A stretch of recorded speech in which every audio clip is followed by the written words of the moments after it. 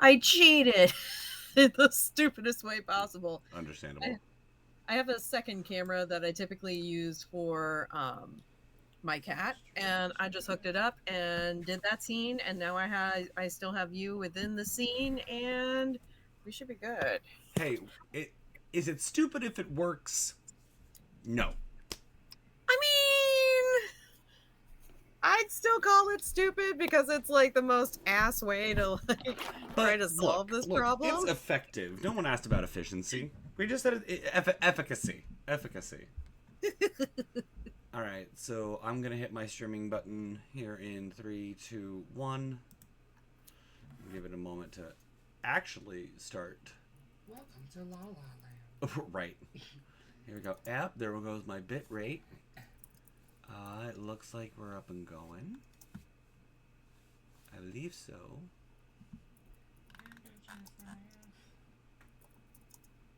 It doesn't say that it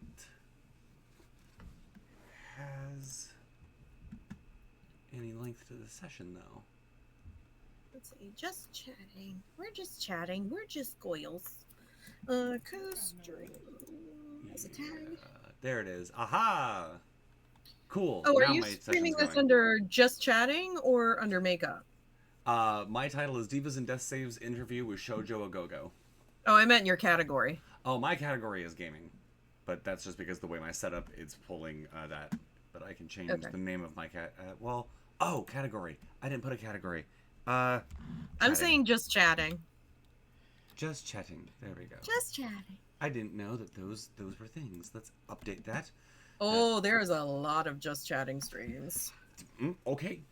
So, and if you're good, I'm going to go ahead and start streaming myself. Cool, that's fine. They got to see me stumble through my intro, but that's okay. On air. Oh no. Just give people a couple of minutes to float in. Let me also throw on some lo-fi music. Just something to fill in the space. Now, I'm assuming that my makeup is going to be less ornate than yours. Yeah, I'm not going to do a full face of mint as much as I would love that. I was thinking, I was agreeing with that thing. I'm thinking maybe we just focus on figuring out how to do the contour and line work necessary. So the same face, but in flesh tones. Yeah, true. I was thinking about just doing like, the yellow and like or yellow and mint because I have like everything. I have a lot of like mint and yellow to go with it, so it's just more or less like I think I can get the idea across and do a cute little heart nose like boop, right on the end. So Oh no, come back here. I think we can make that happen. That could be very fun. Fun. Yes. Let me see if I can find, because if I remember, so greetings, salutations, one and all. My name is Cami Quandary, they, them. I'm joined with my friend Jessie, better known by her drag persona to me as Shoujo-A-GoGo. Hi everybody. This is a wig cap. Wig caps, yes. Educate the children. I currently just have my little words. My headband on. Words, things, stuff. Words and stuff. Oh, thank you, Duck Say Quack. I will boop the kitty snoot. She's actually. I will aim this camera right over here. Ooh, kitty cat. This is Marzipan.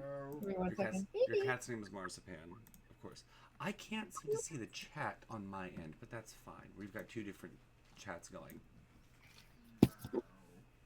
We were not intelligent enough to figure out the stream together feature, so we don't have a co-chat going. We have the proper technical term for what we have done is daisy chained a bunch of software together. In the grand tradition of MacGyvering things. Yes. Yeah, no, but like, yeah, I didn't learn about the phrase daisy chaining until after I learned about the vulgar colloquialism version of it. So if you could be so kind, since I somehow have managed to set up my computer to where I can't leave one screen without messing up another. Let me see if I can manage this somehow. One You do second whatever needs to be here. done. I'm actually going to I will uh show do a people. browse. Yes, I've got my moisturizer, my primer already on. So divas and death saves. We'll just talk about that while I bring this up. I'm trying to find the. We can hear you. Oh, I know. Can you hear me? Oh, we can hear you. We can also hear Skylar in the background. It's my autism. Sorry. It's quite all right. Rude. No, I'm So kidding. we were wonderful and gifted on my end of the stream. Uh, if you want to like do further daisy chaining shojo and like tune in to watch my stream, so I have a viewer. Uh, Pulled up on my screen, I have the artist's rendering of the characters that we're going to be playing in Divas and Death Saves. They were drawn by Dax exclamation point of RuPaul and cosplay renown. And And starting burlesque. Don't forget that. and burlesque. I actually no, I was not aware that Dax did burlesque that Ooh, much. lots. Oh, Lots, I lots. learn wonderful new things about my talented friends every single day. So, left to right, keeping things very easy. This lovely purple person here that you see is a high fantasy imagining of myself as the DM for Divas and Death Saves. Divas and Death Saves is a campaign featuring 4 drag artists from the local area that we are going to be doing virtually and sometimes in person.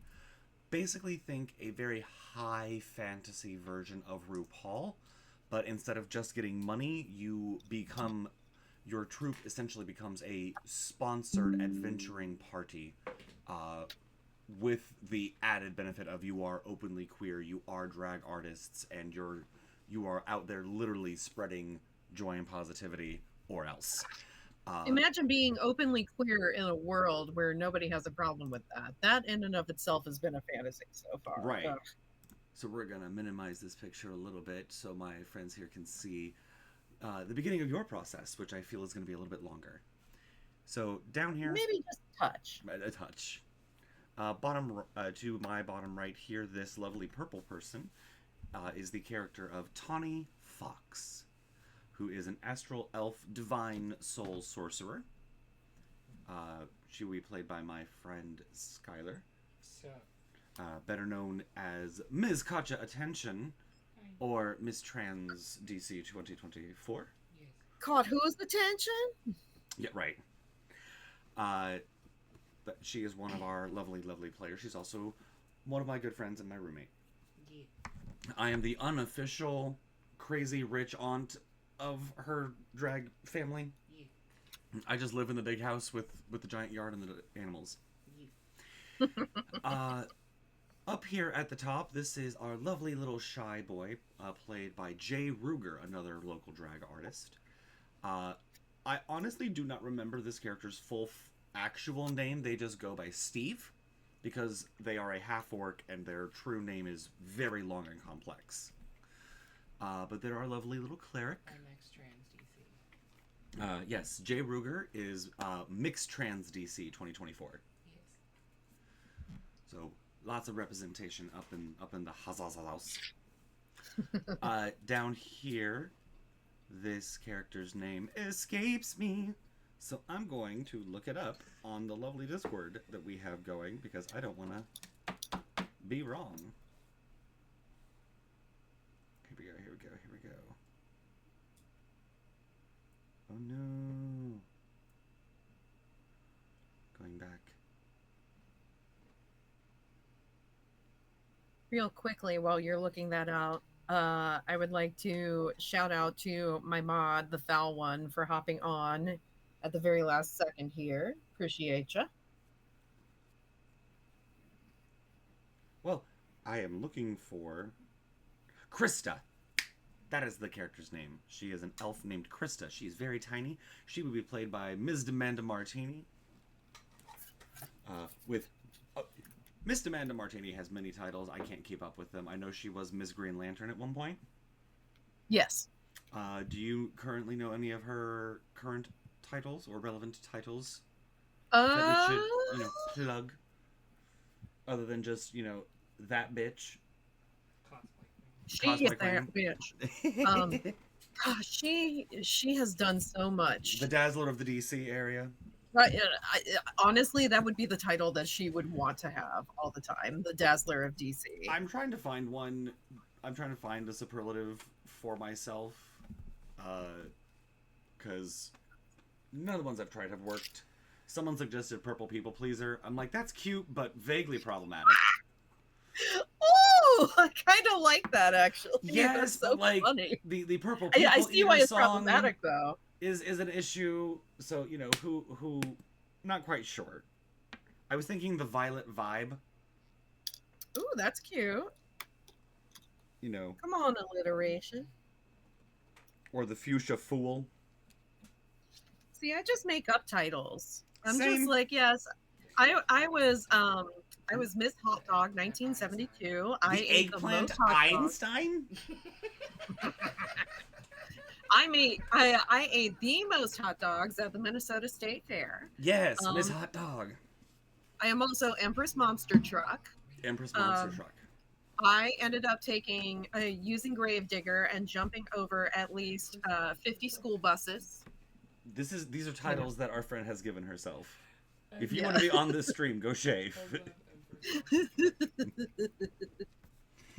on, Empress So Demanda Martini's character is a little elf bard. She is an eloquence bard. Surprise, surprise! Out of 4 drag queen in character, these characters are drag artists. On top of their players being drag artists, only one of them is playing someone who is so good at entertaining they have become magical, which is a stereotype, which I love. I love this interpretation of this party.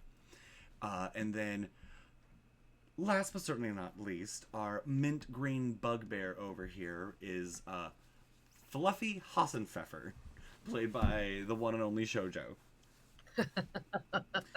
So, Think think of like that adorable spoiled lapdog that like your aunt and uncle or your two aunts and two uncles have, like just absolute spoiled puppy. wonderful. So, we're going to work our way backwards and talk more about what the character's background or class might be, what their race is, and what that entails. Because I know that not everyone that is joining us is hyper familiar with D&D. So, tell us a little bit about Miss Fluffy.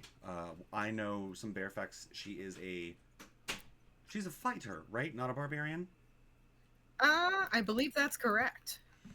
I don't have her. It's been a good minute since I've looked at the character sheet. I'm not gonna lie. I'm gonna see Um, if I can pull it up. but I do remember her background basically being she was a bugbear that was raised by um, a couple of sky giants, basically, again, like the spoiled lapdog. But she decided to strike out on her own eventually, worked in a nail salon, started doing her thing, and then kind of worked her way up to entertainment and, slaying. So, Literally, all the literal things. Where did it go? Thank you. You default to that screen.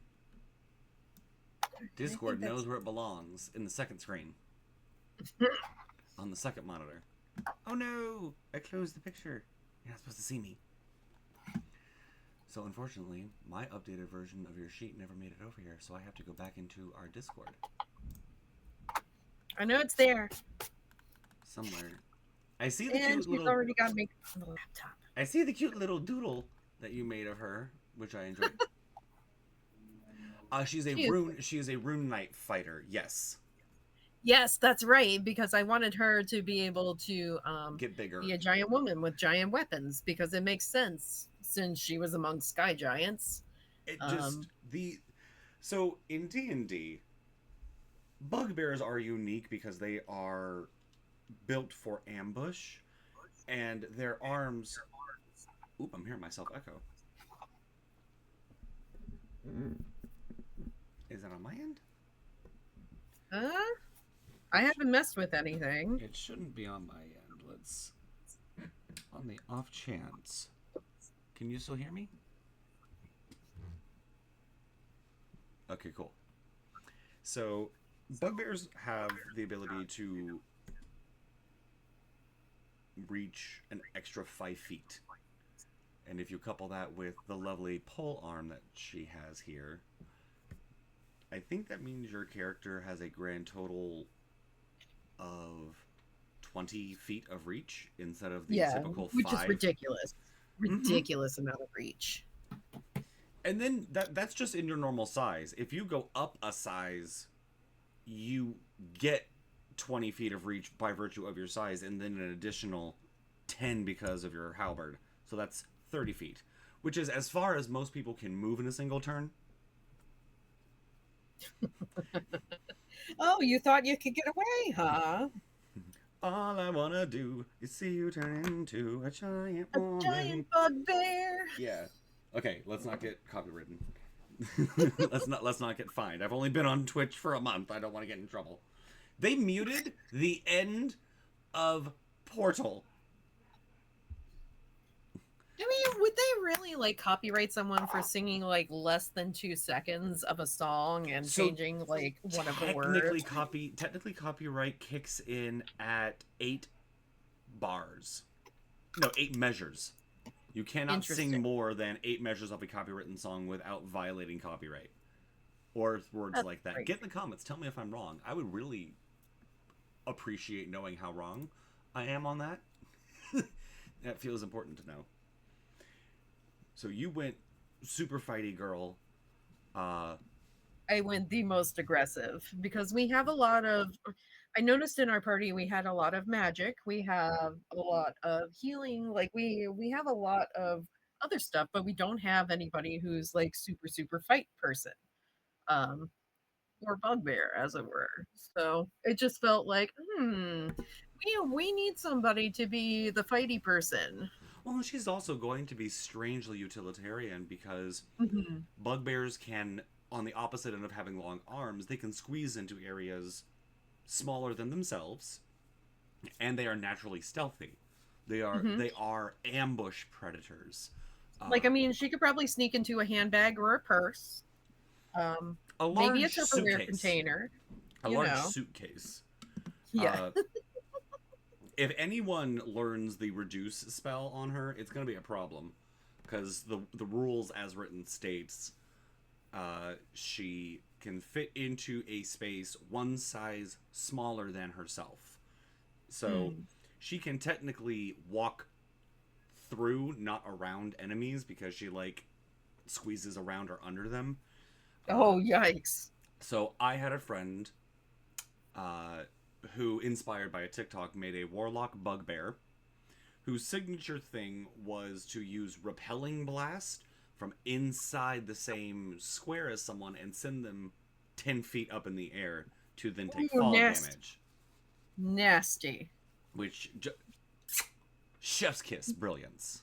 nasty, nasty, nasty. So you had a lot of fun coming up with this concept. Uh, what was your familiarity like on a scale of 1 to 10, and walk us through any history you might have with D&D or tabletop in general? Um, Not to put a number on it, I'm pretty familiar with D&D in general. I'm in a couple of active campaigns. I think I'm more used to the World of Darkness stuff at this point rather than D&D. But it helps to have a husband who knows a lot about D&D Speaking and of runs World a of lot of Darkness, D&D. I have a friend that is running a World of Darkness werewolf LARP Ooh.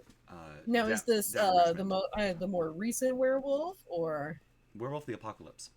okay, got you, And that's got you, the got end of my knowledge of classifications for that. All I know is I built a character. Uh, a hyper healer version of a character, which is fun. There's also a video game out on stream, on you. Steam, Yes, which I yes. played, which was cool. But now that I have better understanding of the world, it's interesting. Yeah, like nothing says early 2000s like World of Darkness to me, just in general, and I was so particularly shocked. like Vampire the Masquerade. I don't know, I just get such a 2000s vibe from it. I've heard so much about Vampire the Masquerade, but I have never been privy to it. It its popularity peak kind of came and went by the time I walked into that arena. Mm. I my first LARPs were things like mostly individual, but my tabletop stuff started almost exclusively with D&D. I Gotcha. think someone attempted to play Munchkin with me once. We got halfway through the rules, and I think someone threw up on the board. There was alcohol involved in the decision making process. So I think my first role playing experience overall wasn't actually either of those systems. It was a Big Eyes Small Mouth, which is a D20 system. And Hello, I'm it was a Naruto campaign. back. Um, Excuse me. What? so everybody was ninjas. Everybody was ninjas. And then I loved it so much that I started DMing my own games. And we kind of had like an expanded campaign with like, let's say it was like roughly 20 people overall.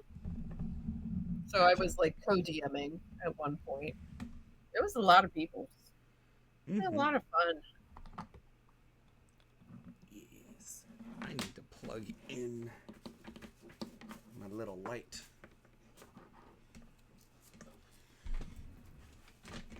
I got one of them there fancy mirrors that has the built-in ring light.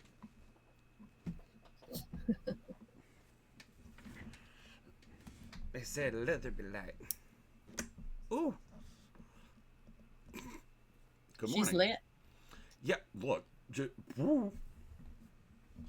Set for stage. Oh, my favorite piece of makeup.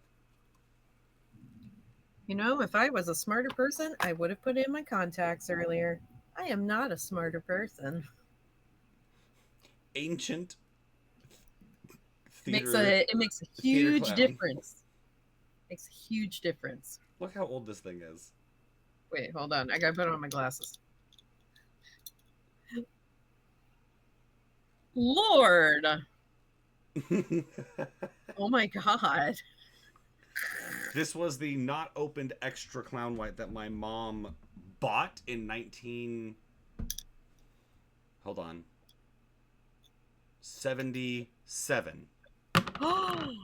I didn't open And you, it, and I didn't open it until 2008.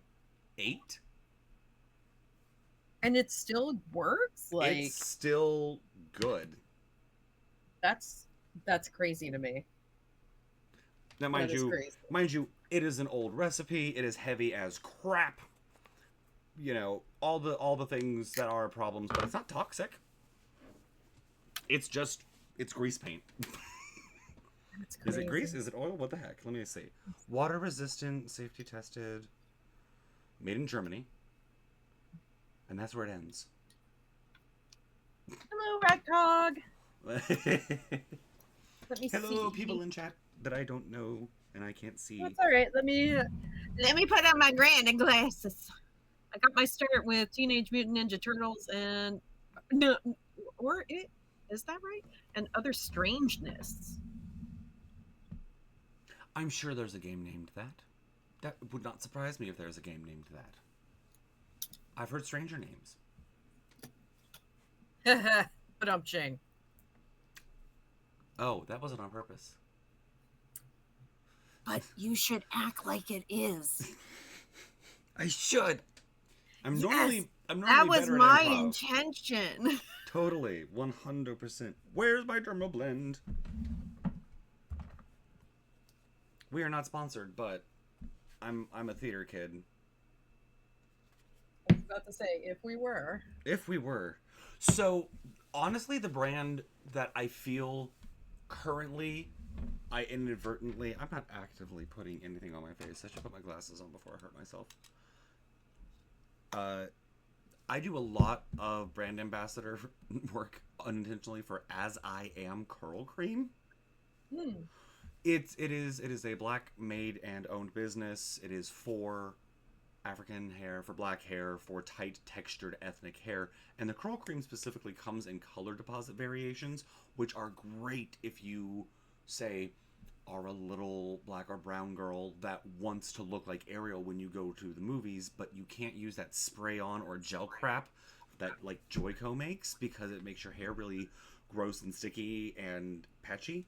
As I Am is a whole brand from like shampoos, conditioners, and all this other stuff, but they have copper and red and pink and blue curl cream. So you can put it on top of your braids or on top of your dreads or on top of other things, and it leaves a nice color. And it just comes right out with a little bit of water. You don't even really need soap because it's just cream. It's just leave-in conditioner. I was about to say, leaking in your real life experience there as Yeah, doing hair. actual real life cosmetologist with a lot of passion for textured hair and unique hair colors and things like that. It was hard to find proper education, so once I found people to help me, it was important. Plus, It is, and it's something that people should know more about. mm-hmm, I should not have been shocked. Unfortunately, I was not shocked that we only spent like 2 weeks on certain textures of hair. We didn't really get a mannequin that had.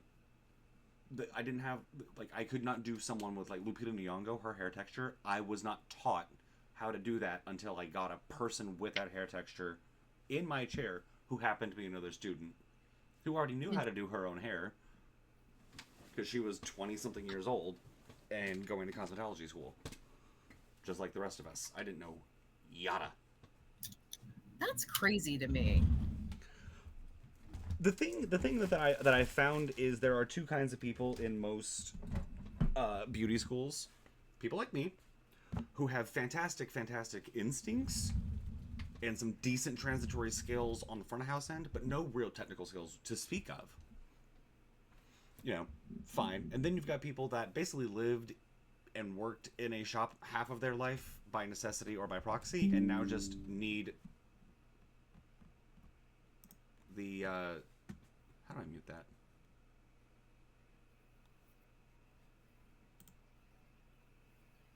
Hey, would you be okay if I go pop my contacts in just so Yeah. that way I'm not struggle bussing? Yeah, go do that, go be safe. I'm gonna start struggle bussing on my own with my makeup. BRB. Alright. Hi people! I can't see who is or isn't in chat, but hello. I am going to be attempting a basic face today. Wish me luck. We're gonna move this over here so I can better utilize this. Ha, cool. And now to work. So I'm not trying to do a whole lot extra, but what I know I need to do off the bat is cover up some of the line around this. I want to define that because I don't have a chin. It just my face just kind of stops. And I've got facial hair that I want to use, so to make it not just look messy, I have to blend around it. So I need to find something that already has a counter color in here. So to counteract these colors, a little bit of orange and a little bit of red orange at the edge to counteract that natural ashy blue that I've got in my skin because of my undertones.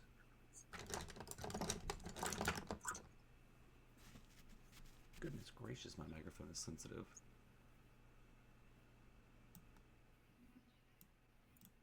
Alright, that sounds... Hopefully that's better for y'all. I need a better thing.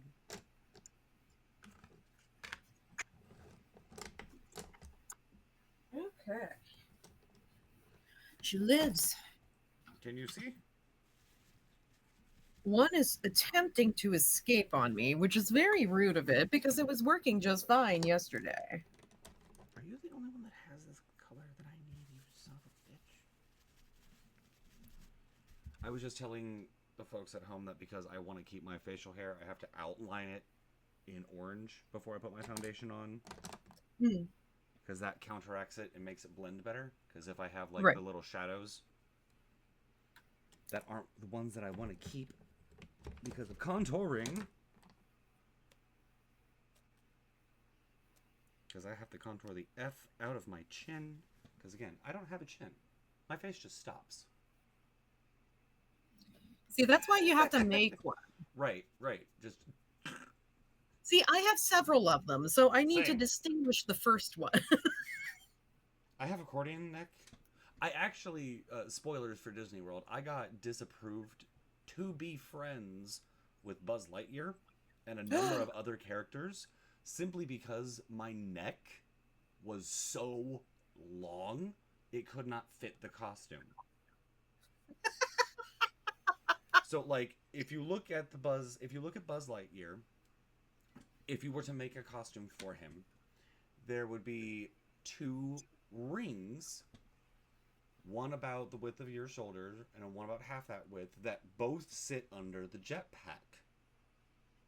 Neither of them would do that with me and my, and I quote, giraffe ass spider monkey neck. The costumer was this itty bitty little Korean lady, and that's what she said to me before she said, "Go be a Green Army man. Oh my god, Go that's go funny. go play soldier." I'm like, "Yay! I don't have to stand and get and sign things anymore."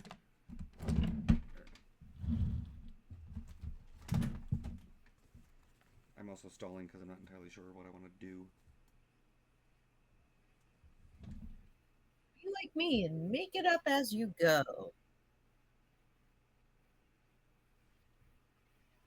Plans are for adults. We're not really adulting here. Nah, we're just kind of playing. But I was a gifted and talented only child.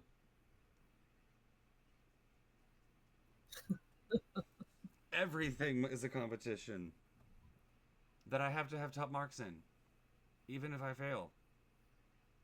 Let's go over achievement package. Mmm.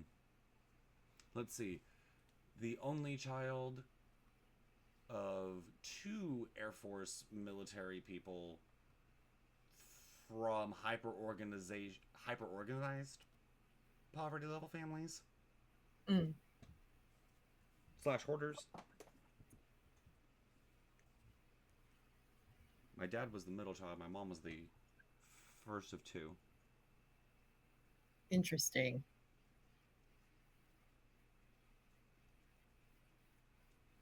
And then this area here gets really red. So I need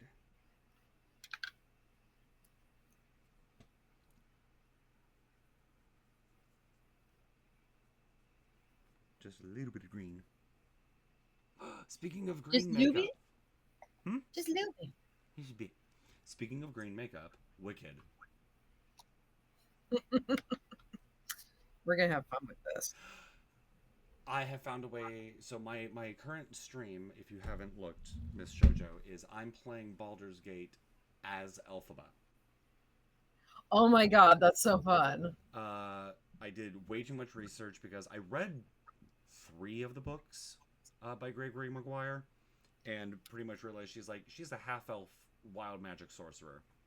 Hmm. And then she picks up the Grimoire spoilers. That book is literally the Lesser Key of Solomon, which is a real artifact about demonology in our Hmm. world, which I thought was interesting. So I'm like, that sounds warlocky.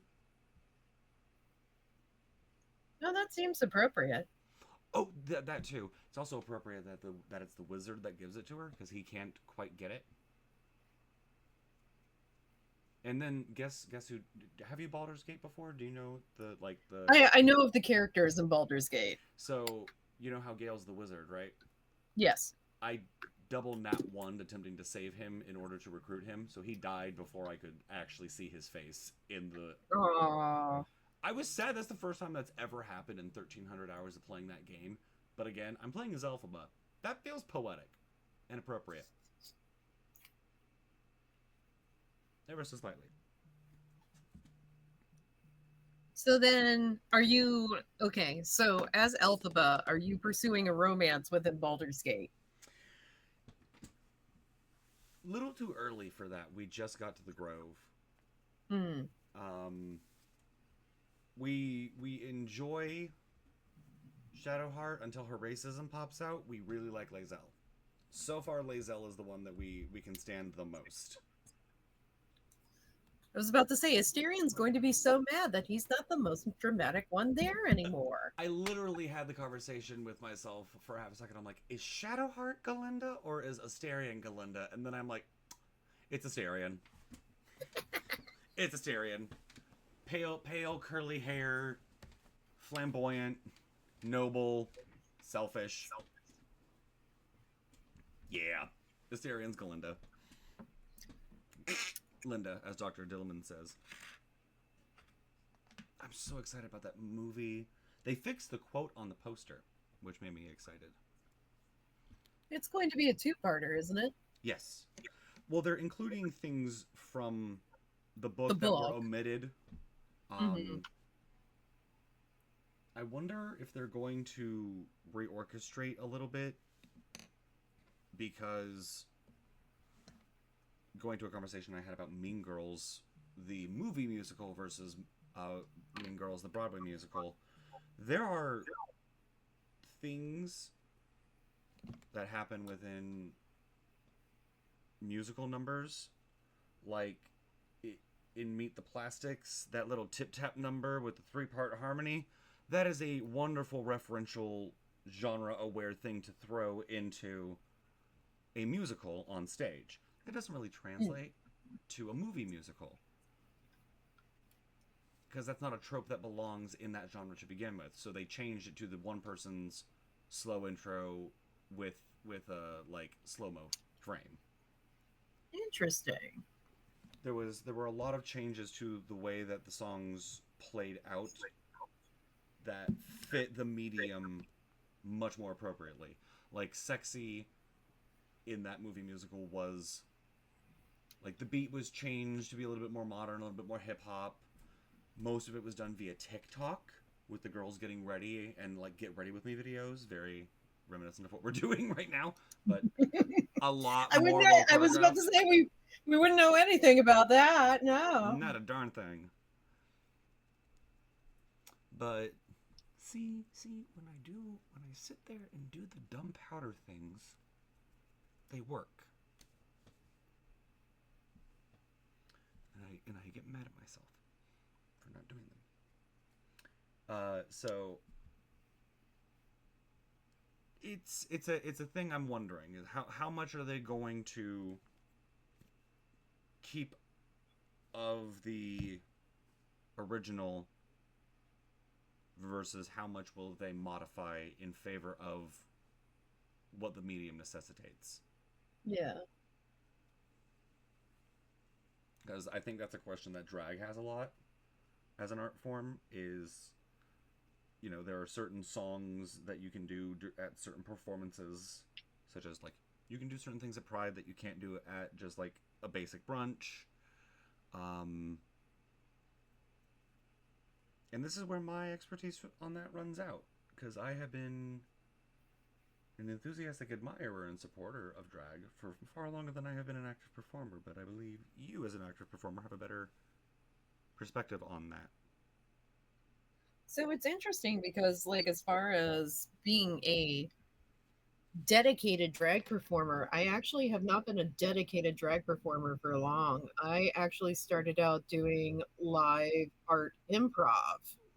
So I come from a very different background than like most folks in the drag world.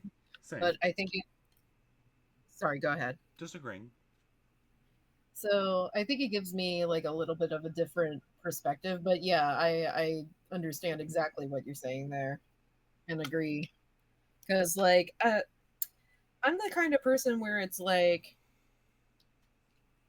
anybody can do like a certain number of songs. Anybody can do like a certain type of lip sync or whatever. But how many times have you had a drag queen make up a haiku about movies on the spot? Like, I just like seeking out like those more individualized or unique kind of experiences, which is really like what I personally aim for when I'm on the stage. Mm-hmm. So I feel like Divas and Death Saves falls right into that because again, it's a very unique experience. Nobody else is going to have that. That's wild. And it's so cool. It's the intersection of everything I love. Nerdery, makeup, performance, uh, death-defying death saves. That was Hopefully. redundant, but you get my point. Yeah, Like a mix of low-key gambling. yeah. Gambling with only emotional stakes. Well, let's be very clear. D&D is people that love to gamble with their feelings. It's emotional gambling. Ooh, I don't like that I made that realization live. Ooh, that hurts. Ooh. I'll go talk to my therapist about that. What on Wednesday? Yeah. Go to therapy, kids. People that aren't you understand your emotions better because they went to school for it. But I'm excited to see the way that you all interpret the challenges and the puzzles that I've been working on. I watched way too many game shows outside of just like RuPaul and Dragula. I went back and watched the original Match game. Yay! Uh, I am such a fan of the original uh, Match game. Family Feud. I watched a bunch of. I watched some Wheel of Fortune, and then I watched things like Survivor. Uh, Lots of Wikipedia articles on things like The Greatest Hunt. uh, just Ooh.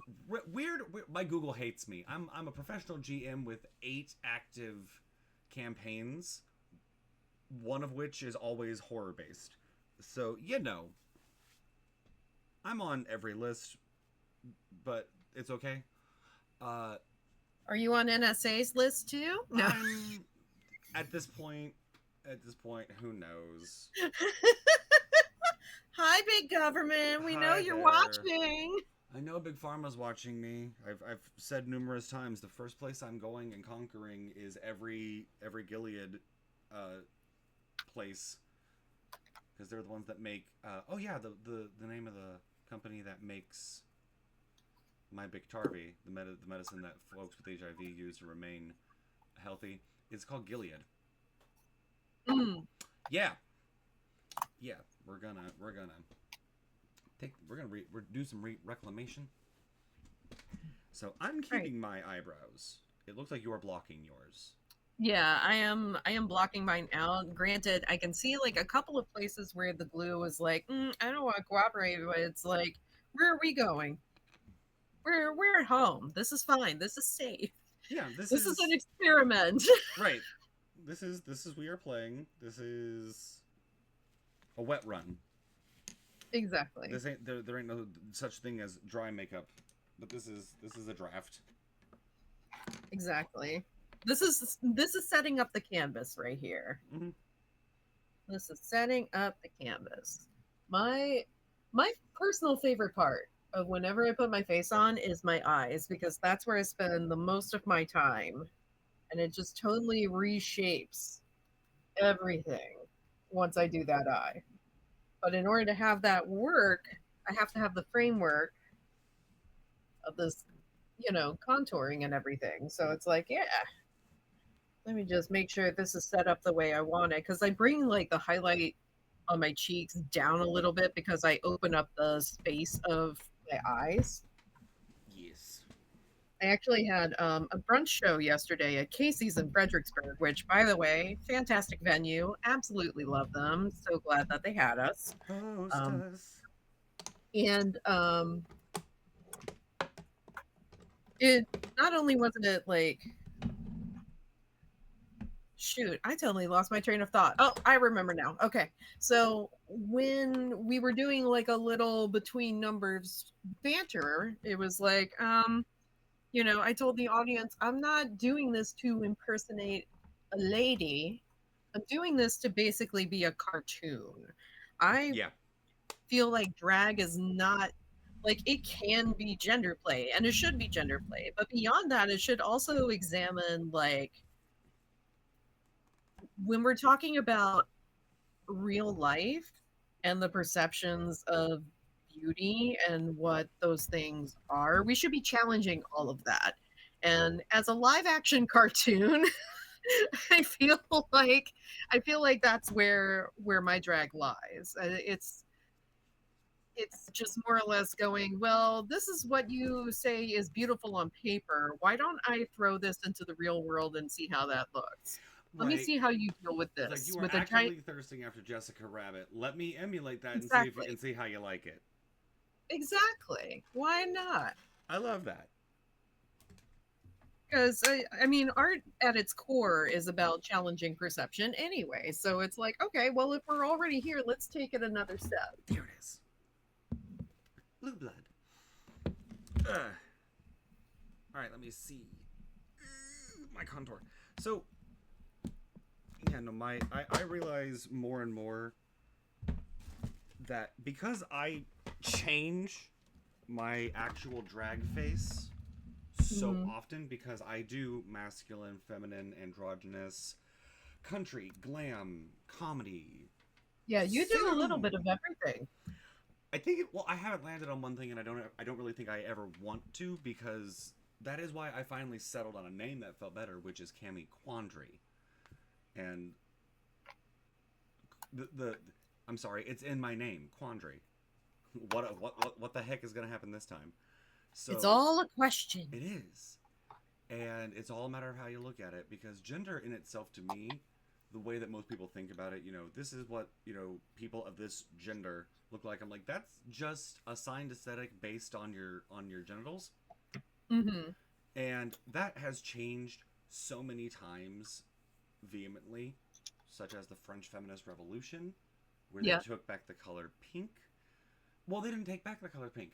Women started wearing the color pink, and they started wearing high heels, and they started wearing tights, which were things for men, and then men fled to boring three-piece suits and claimed everything else was the women's all along, and Like hoped everyone everything would got forget. flipped and turned upside down. So Mm-hmm. it's like what you say was masculine then is actually feminine now. Imagine gender's not real. That's crazy.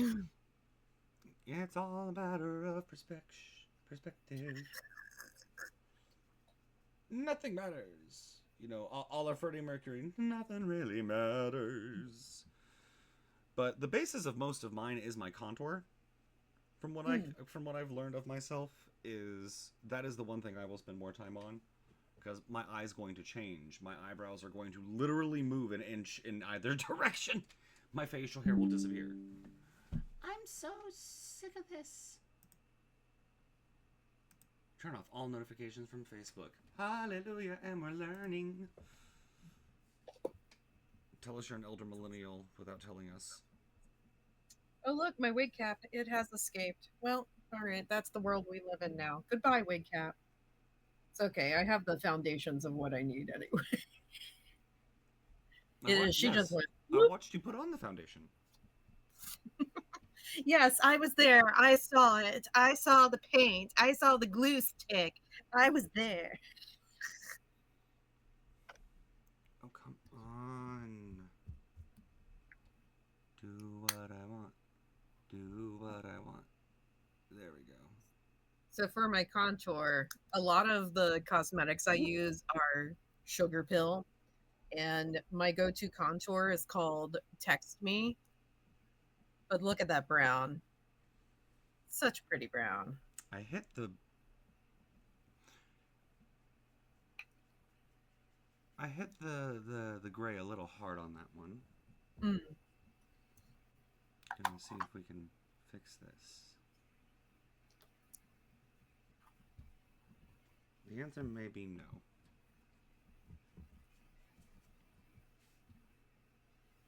Hit me with your best shot. Come on here. What I need is a flat brush. Because that packs on color. Yes, soften. Is this the part where we start talking like we're MUAs and highlight every single product and brush that we're using? No, because Like I that? can't do that. I'm just like, this is this color. It's pretty. I can talk color theory all day, but Mm-hmm. that's about it. So Good old YouTube 2010 vibes. yeah. Oh my god, no. Oh, so speaking of color theory, specifically Tawny's character, our lovely artist Dax was very upset at how incoherent that color scheme ended up. Again, especially the bright orange, bright red, and teal on the purple. Because looking back at the picture,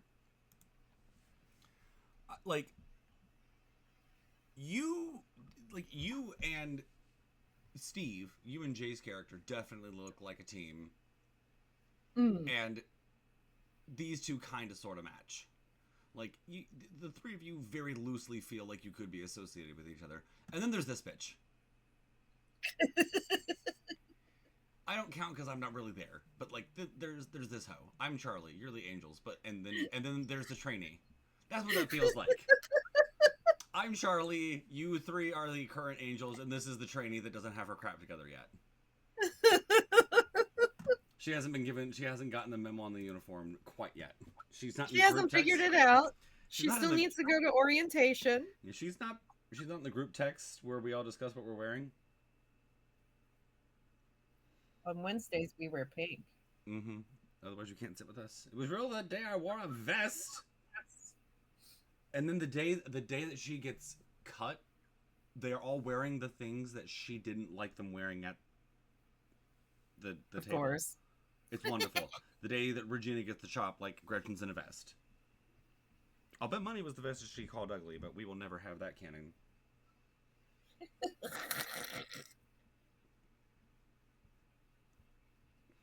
But I do drag. I come from it from a theater perspective as well. I did musical theater performance as my major. I did a lot of history and anthropology as part of my side study. Because let's face it, you have to understand the premise or the culture for like Shakespeare. I did a lot of Shakespeare, Mm. and you can't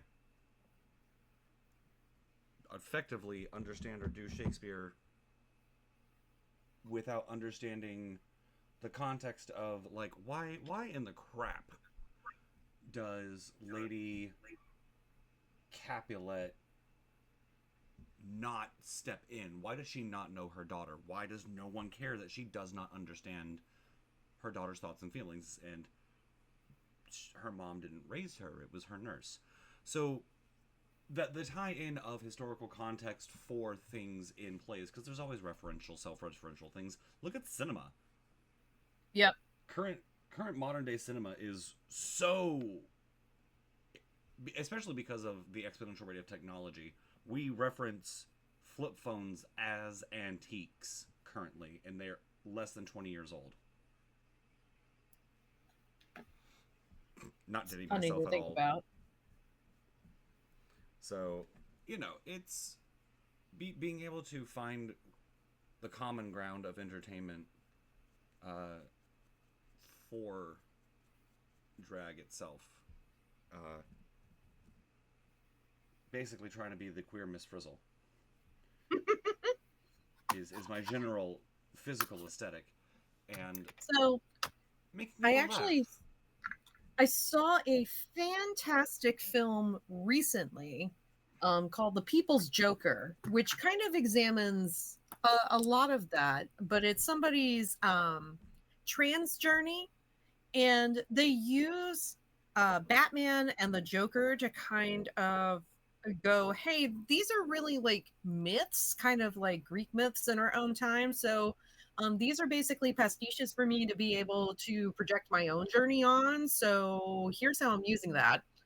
And it was really, really interesting to see like how they examined like using these characters, taking it into like their own story, relating their real life journey to all of it, and it was just like that's so incredible to me. I have a hard time putting it into words, but if you Oh no, get the no. chance, I my one of my dissertations was it was the intersection of myth, Mondays, and magical. mm, So that's right up my alley. Like the fact that like we understand now that the Book of Revelations was hyper political, uh, anthological, post apocalyptic fiction, biblically inspired post apocalyptic fiction that made commentary on current social status because at the time that it was written, the person that was widely known as the Beast was Emperor Nero. wasn't this the book that was written by Paul where he was tripping balls in the desert? No, Revelations. He went to sleep. I believe he basically No, that's it. That's he it. basically just had a giant nightmare because God was like, "Hey, yo, bad things are coming." But again, the person that actually wrote it, when we went back and contextualized it better, because the Catholic Church wasn't in charge anymore, we realized it was at its core very much like Dante's Inferno. It was social commentary Right. utilizing biblical fiction. It was fanfic. Dante's Inferno is self-insert fanfic. Quite literally. Makes sense to me. And, you know, being able to look back and understand that and then tying all this back into drag. Art is subjective.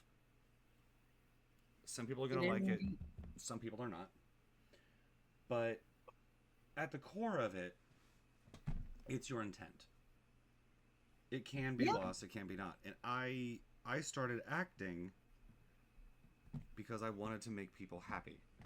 I saw Ace Ventura When Nature Calls in theaters right as it came out, and that wasn't long after my grandfather passed, and I was very young, and that loss hit me really hard because I was mm, beginning to understand things like that.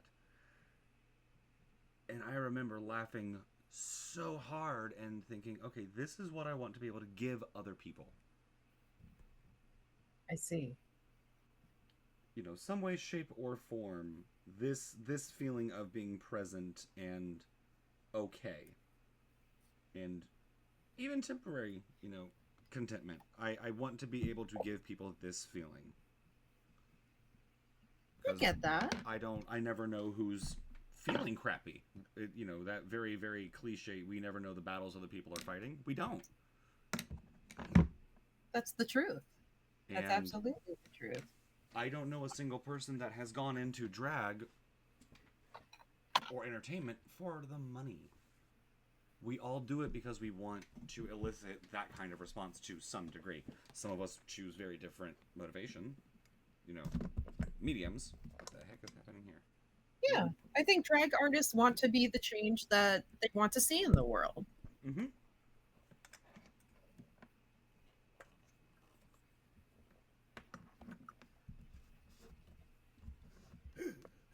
Sorry, my entire wires setup here was in danger, girl. All right, She was lit on fire, almost. crystallized, became a glamazon. If only it was that easy. If all I had to do was wave a magic wand and say magic makeup, I would. Sailor Moon had it easy. She did.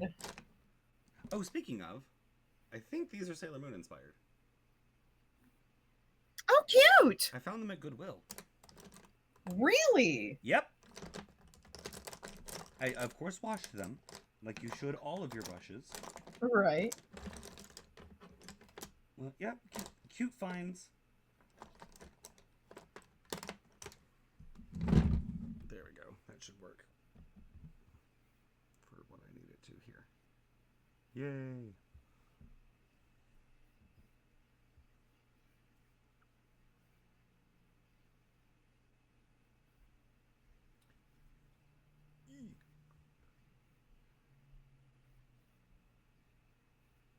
my big thing about my questions for you are what are some interesting things you're hoping to accomplish with your character in this campaign? Knowing the premise and the setting a little bit better now. Hmm, that's a good question. Because honestly, like, I do want her to develop and grow from, like, she's already had like a little bit of growth to this point from spoiled lapdog to self-sufficient diva. So I think for her, um, on her journey, I want her to be able to find like she's already done like all of the girl bossing. um, I want her to be able to kind of acknowledge her own insecurities and vulnerabilities and kind of go back and like, classic reality TV show kind of self-revelations and reflections. Okay. Because thinking about, it's like, yes, obviously she wants to win this, but why does she ultimately want to win this? Why does she want to participate in this process? And it's like, sure, I'm going to win like all of these wonderful things, but at the end of the day, who is she? What's she about? And I think that's going to be like her little artist journey, Mm-hmm. if that makes sense. It's understanding now. I feel like a lot of people that come from we will say easier childhoods or less sparse. I was spoiled physically. Like I never really wanted for a lot of things, and I got a few things that I asked for as far as like games, but I did not get a lot from my parents emotionally. Hmm. It was I was a weird combination of like latchkey kid and spoiled millennial. Cause yeah, I got the technology that I wanted, but I was raised by a TV. I see. I was also out in the woods with my friends. So finding that lovely in between, I think for your character will be an interesting journey. I think one of the more benefits for her is she is typically made for uh, she feels like a character that is meant to be able to help others in combat. Yes. So I think that part of her journey, I'm really interested in seeing how she comes to interact with other people and work as a team because I don't think she's had to work as a team person before. Yes. Yes, I agree with that. I would say that she probably does not understand how teams work. And of course, because she can get big and reach around the room and do a lot of things, I think she's way more like, I think she's very self sufficient. And I think she just needs to maybe have a little bit more empathy. Well, I mean, like, she's helpful, but I think she'll get more empathetic as we go,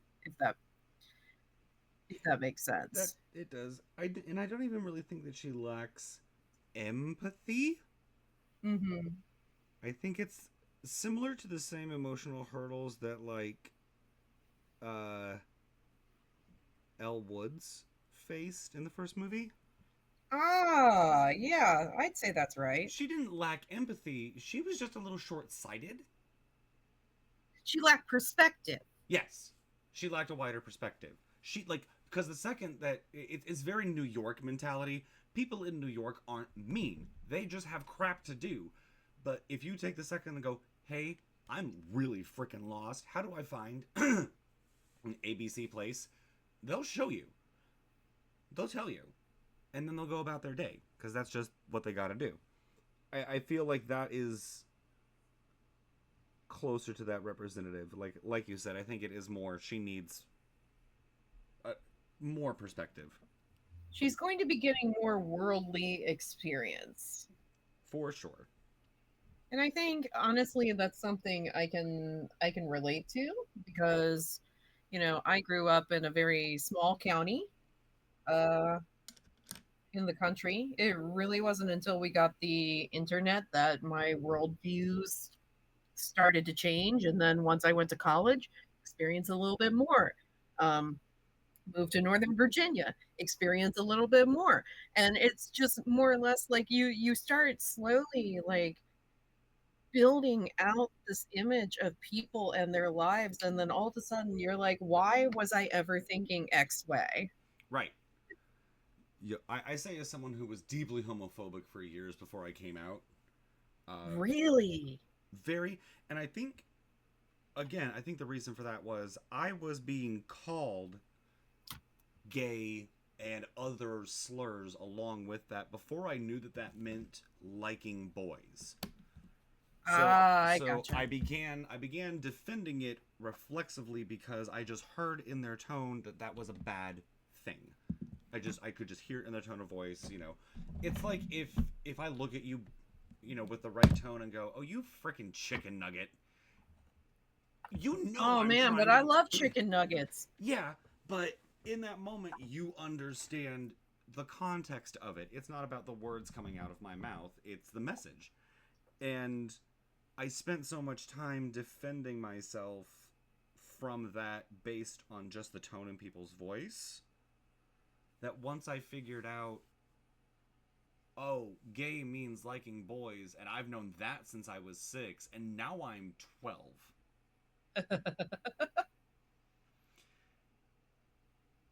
Just weird denial self loathing, which is fairly common from what I've been told within the community. A lot of us go through, if not a self loathing, but if not definitely homophobic phase at one point Yeah. at one point in our lives, typically in our earlier like teenage years. Some of us just never grow out of it because Ain't that the it's a safety thing. It's not safe. I was lucky that in theory my parents were safe, but the rest of the world wasn't necessarily. truth? I was a military kid, so yeah, okay, cool. My parents were fine, but the rest of these yeehaw mother effers aren't. Specifically talking about some of the kids, and by proxy, some of their kids, their parents. I was a kid of like the '90s and early 2000s. I graduated in 2007.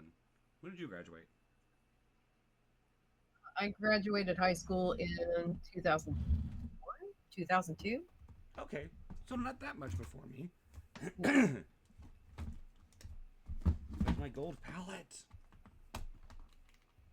Here's my red one. Okay, this is getting interesting. I'm slowly watching it, but the resolution is just wonky enough. I can't quite tell details. There you That are. might be okay. No, it's getting interesting because I'm doing something a little bit different. She has like shorter, stubbier brows. Yeah, almost like a Pomeranian. Yeah, when I was drawing the concept for her, I was thinking of like a Pomeranian or like a Chinese crested or Pinkinese, like those little tiny dogs with really adorable teddy bear like faces that can also be like Will really, also kill really you. effing mean. Looks like a cinnamon bun will kill you. Yes, exactly. Yeah, me. I mean, with a name like Fluffy, how could she not be adorable? This is true. That's what I needed.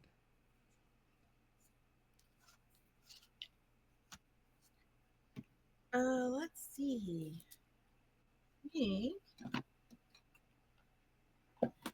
Again, I'm using this time to just kind of develop and figure out my own nonsense over here. No, you're cool. Where's that orange? I'm still learning my face. Ooh. So y'all's first major challenge, because we've already talked about it, is called dragon droppings. Do you remember how that's supposed to play out? Refresh my memory a little bit. So Dragon droppings, the first major challenge, is basically you all are asked to perform a make your own dress challenge with improvised materials, but Right. you have to retrieve them from a dragon's hoard while the dragon is there and asleep. This It's fine. It'll be fine. is fine.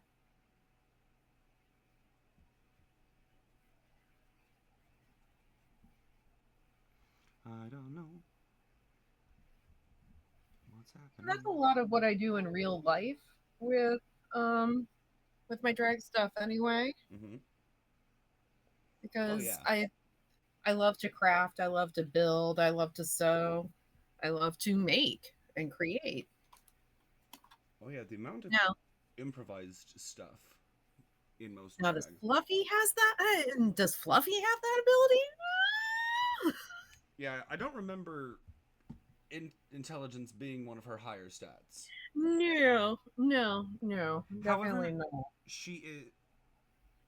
I kind of like this contour. Ooh.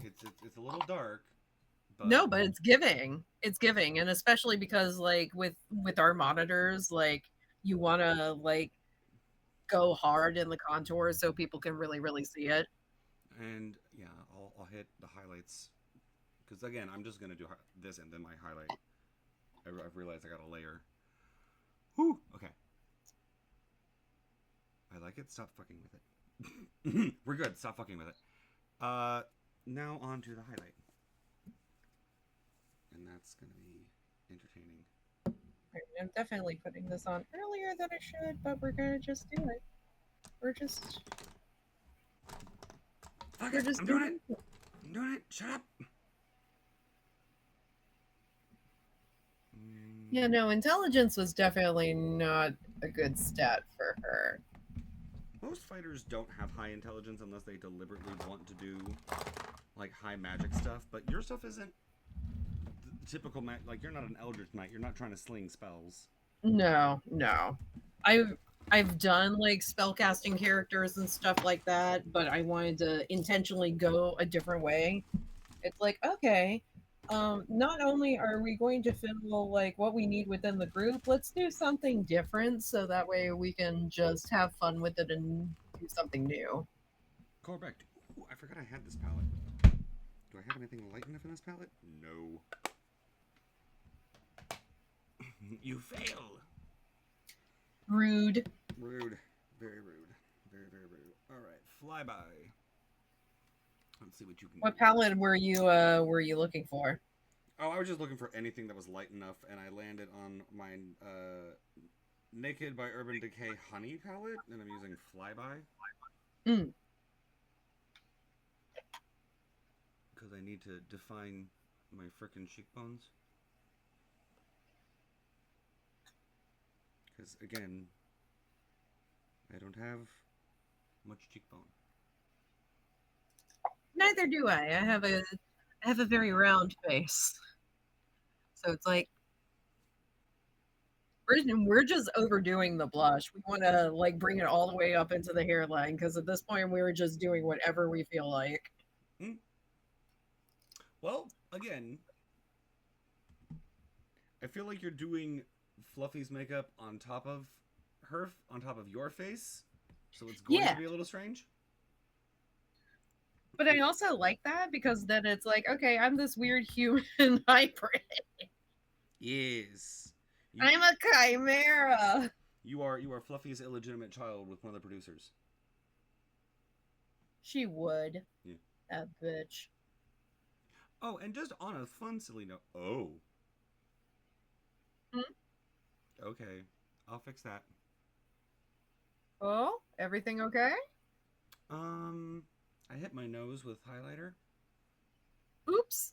Boop. And Boop the snoot.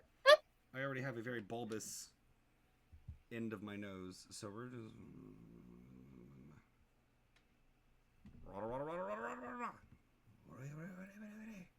Did you go all JoJo on your nose?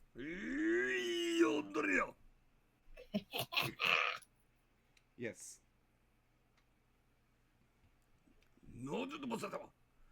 No, I grew up in that generation of anime, very hardcore. Even before that, like early days of Dragon Ball Z. Yeah, I was about to say, I think both of you and I are Toonami generation kids. Hi, original. They're bringing it back with the like Viz Kids uh dubs, and I'm super excited. Mm. There we go. Yeah, That looks better. because for me, immediately, as soon as I got home from school, like I didn't get cable until um early high school. And then as soon as I got home, as soon as I could turn on the TV, it was time for Toonami. It Mm-hmm. was immediately time for Sailor Moon and Dragon Ball Z and Gundam Wing. Yep. It was just time. I raced home because if we got there with enough time, I would just make Sailor Moon at the first commercial break after the "this is what happened last time, this is what's happening this time" breakdown, and I could just watch the actual show. But that only happened like once every other week, and I was so freaking ticked. Now you get like what, simulcast anime? God, we're spoiled. Yes, we are having to time your bathroom breaks. Oh no, I can press the pause button. Right. All you hear is one of your friends screaming, "It's on!" And you're like, "No, no, pinch it off, pinch it off, turtle." Oh my gosh. So in college I was part of anime club, and I mean our anime club was so old. We even had like the raws that came with like the raw tapes, some of them on beta, which was hilarious.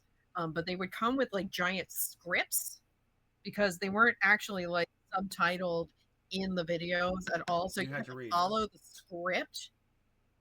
Yep, I remember It's those. so wild to me.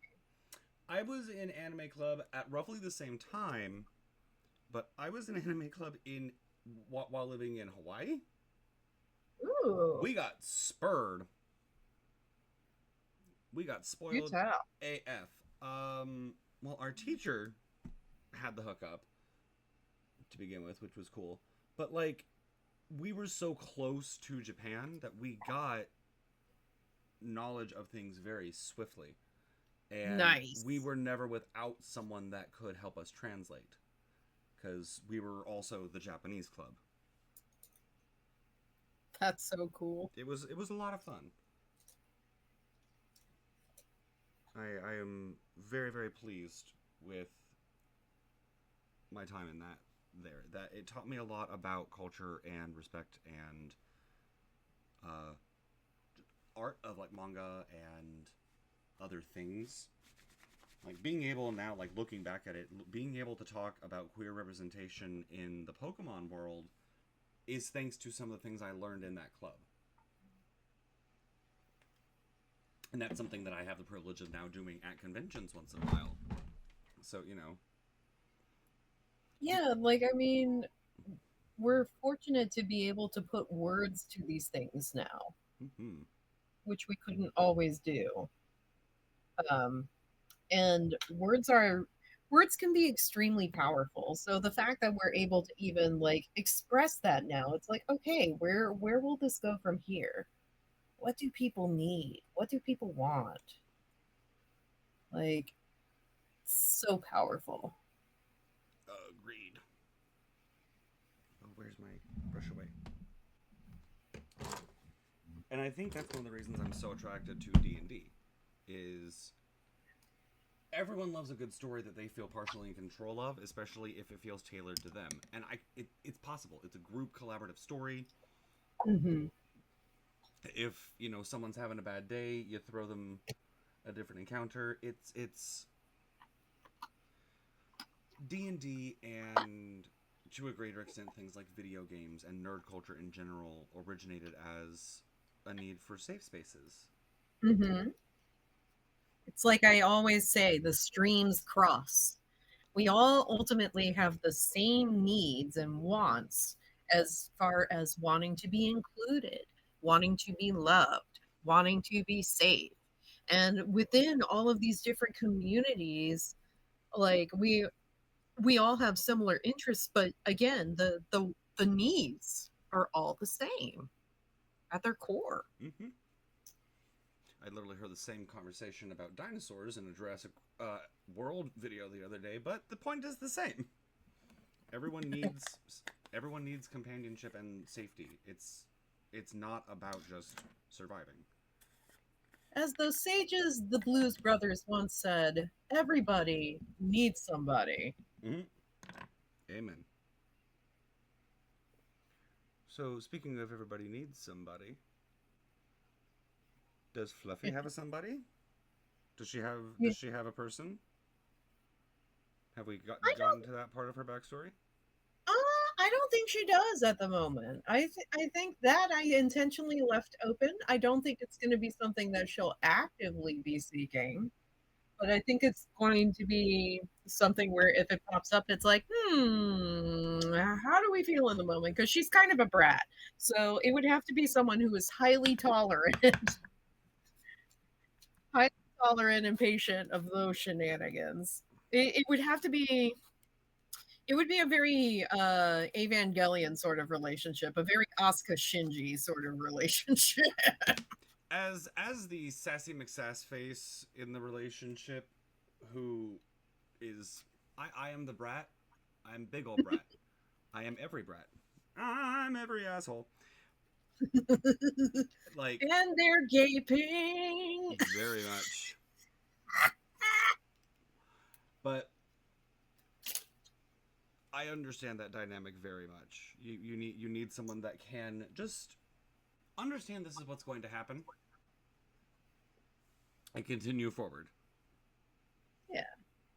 So And it's not actually be a pushover. That's the secret. You can't date someone that lets you get away with too much because then they become a doormat. enable me. No, Uh, we don't want No, that. I've been very lucky in real life. It's actually this when is the 31st? Thursday, Friday, something. Um, That is math by proxy, so I'm not sure I can do that. I'm sorry. that's all right. Well, whenever the 31st is. Oh, thank you, Foul One Friday. Um, yeah, so this Friday it will be 16 years since the Foul One and I have been married, Ooh, and I am definitely the brat of this relationship. I couldn't have guessed. No Just inkling. something I know. I come across as really demure. So it's giving Winifred the Woebegone. I'm shy. I confess I'm shy. But yeah, like 16 years is an entire lifetime, and I still don't see why he puts up with me. He gets something out of it. We're not quite sure what. I don't know. Perhaps He he is a seems to enjoy it. masochist. Seems to enjoy it. I'm about to say, he's like, methinks the boy just likes getting in trouble. The boy, the girl, I forget, actually. He is a gentleman indeed. Gentlemen. A gentleman and a scholar. Mm-hmm. Yes. So is mine. I love my man. You've met Eric, right? I think I may have met Eric once, He's your sweetie. He's my as smush. they should be. I'm continuing to highlight my lower cheekbone until I feel satisfied.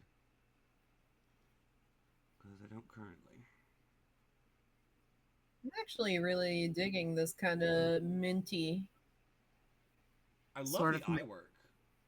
Thank you. I may need you to take a picture and send it because for some reason on your camera on this one's coming through a little grainy.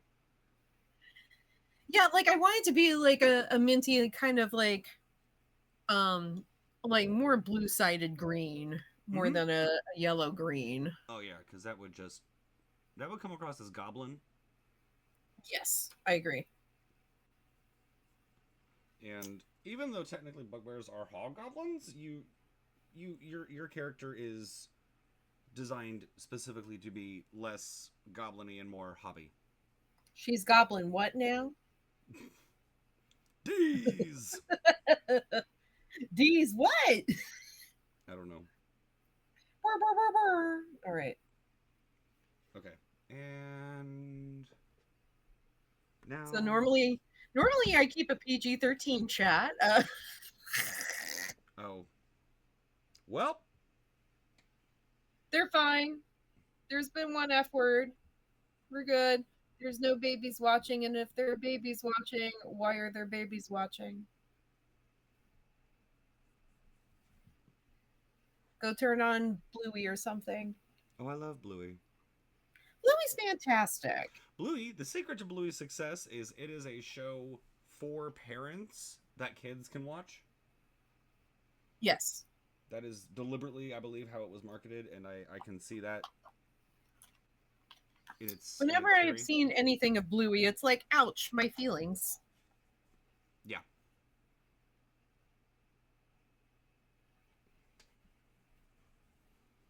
I enjoy it. I'm very much in favor of really good kids shows. I understand that there are people that are concerned that there's too much for kids to watch, but look, they're going to watch it. It's going to happen. Give give them quality stuff. Yeah, don't just hand them the iPhone with a YouTube playlist of random finger family, whatever the hell's. Whatever that Um, whatever that dancing fruit channel is for baby Dancing fruit. babies, it's literally just dancing fruit. And it's mildly terrifying. I don't know that one. Huh. Mm, I know the finger family, which is that weird in and doesn't of sound. itself.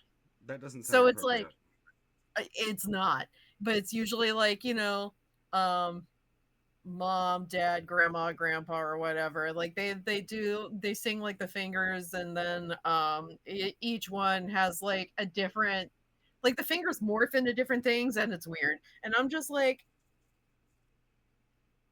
this is weird. People have objections over drag queens reading stories, but not over dumb shit like this. Right. Like, really? Oh, and like I had a whole thing because someone was talking about in front of me. In front of me, now mind you, I was in one of my Miss Frizzle fits, so I was in like a floor length skirt, a dress shirt with the sleeves rolled up, and a vest. The only thing I didn't have on was face. And they were talking about, oh, drag is this and drag is this. I'm just like, okay, but what about what I'm wearing? Like, oh, that's appropriate. I'm like, the only difference between what I do for drag and what I'm wearing right now is the amount of makeup on my face. About 90% of the time. Yeah. I am I am remarkably modest in and out of drag when it comes to the way I dress because that's just how I roll. I've never been someone that likes to dress slinky, we will say, to be polite. Slinky. Slinky, yeah. I don't show Slinky. I don't show a lot of skin, and if there is skin, it's because like I'm wearing board shorts. But again, I don't wear speedos. I don't wear swim trunks. I wear board shorts. Um, Props to the people who can wear that stuff or do want to wear that stuff. wonderful. Well, as a as a pangender person, I experience every form of body dysmorphia at the same time. So Oh no. oh, the war between wanting to look like being very honest. I want to look like every member of the 1999 classic The Mummy with Brendan Fraser and freaking As you yeah, should. Rachel Weisz. The I want movie that turned everyone by. yeah. Yeah. I don't want to be with everyone there. I want to be with all the men in that movie. I want to look like every character all at once. Agreed. Every character all at once. Everywhere, everyone all at once. Everything, everywhere, Yes, everyone. every gender everywhere all at once, please. I say I collect genders like Pokemon, but again, I'm not really joking.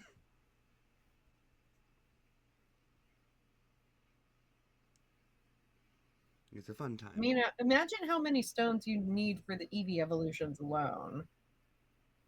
Well, they actually did away with using stones for a couple of them, which was fun. Evolutions are my specialty. Mm. If we were to pan up real quick, all the evolutions. Oh, I love that. I am obsessed with evolutions. The rainbow of Pokemon. Who knew?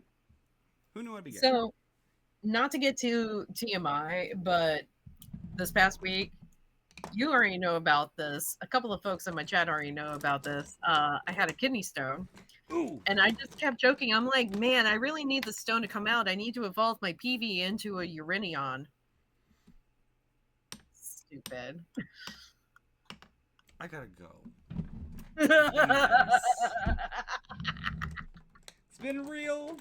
Thanks. the game is over before it even starts. The game is over. You win. Ta-ta. You get bragging rights and nothing else. I do love those. So, outside of Fluffy, because it sounds like you've made several characters, who's the one you've had the most fun making? Or who is your the one OC that you have that you enjoy the most? Oh God, I have so many. Let me think. Currently, like in my husband's Castlevania campaign, I'm basically a young, douchey, angry early 2000s Alucard, and that's been pretty great. Y'all need an Um, extra player? I have a cleric. That would work wonderfully. Let me think. There's also several World of Darkness characters. I think my favorite was I've played Mage a couple of different times. Um, Mage the Awakening, and the current campaign I'm in is set in Chicago, and I'm basically all different iterations of Winona Ryder. How does that? um, well, her name is Quill, and she is an investigative journalist. She's an acanthus, and basically, it kind of starts out with her background as the story of I think it was the story of Heather's, and then she just starts kind of moving into like these different phases of Winona Ryder's career. So it'll be fun when we come to the shoplifting bit. Um, but no, she's another character where it's like, yeah, she can do a spell slinger, but really she's there to absorb all the buffs and then deal all the damage. But I love her inquisitive nature. I love her also never being the voice of reason. I would say like so we refer to ourselves, there's only 3 of us, and we're all ladies, and we refer to ourselves as the coven. We refer to ourselves specifically as the basic witches. And when I think about the dynamic of that group, they are very much like the Powerpuff Girls, and I would be the buttercup of that Yes, group. I have made the bubbles.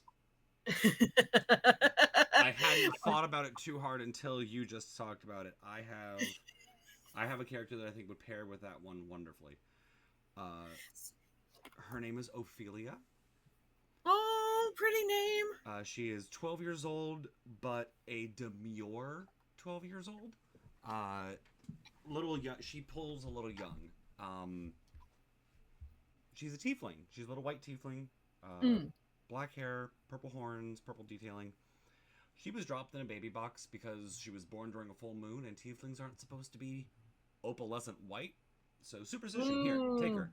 And she essentially grew up with Mr. and Mrs. Claus as the people in charge of her orphanage.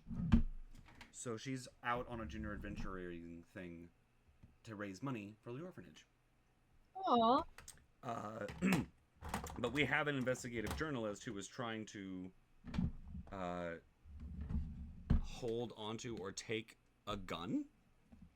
There was a gun on the ground. He was like, "Oh yeah, just let me hold on to that." And Ophelia's like, you're a cloth man.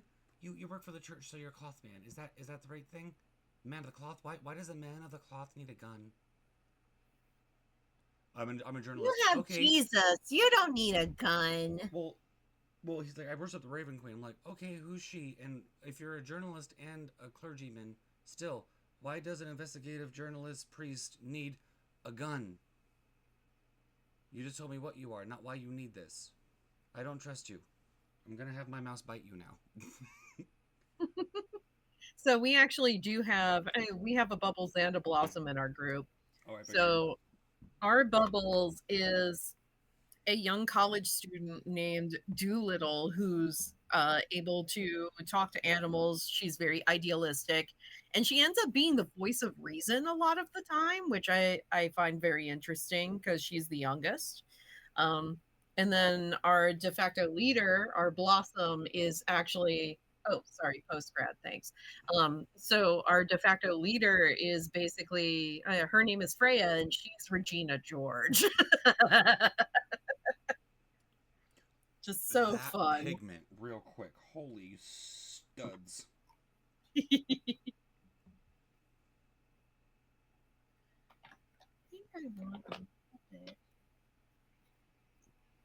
Think There's I a want lot to. of pigment in this pink. Oh my god. That's the best though, right?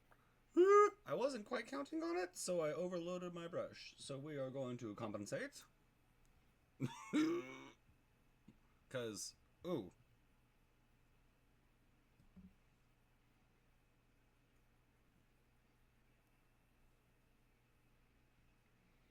If I do.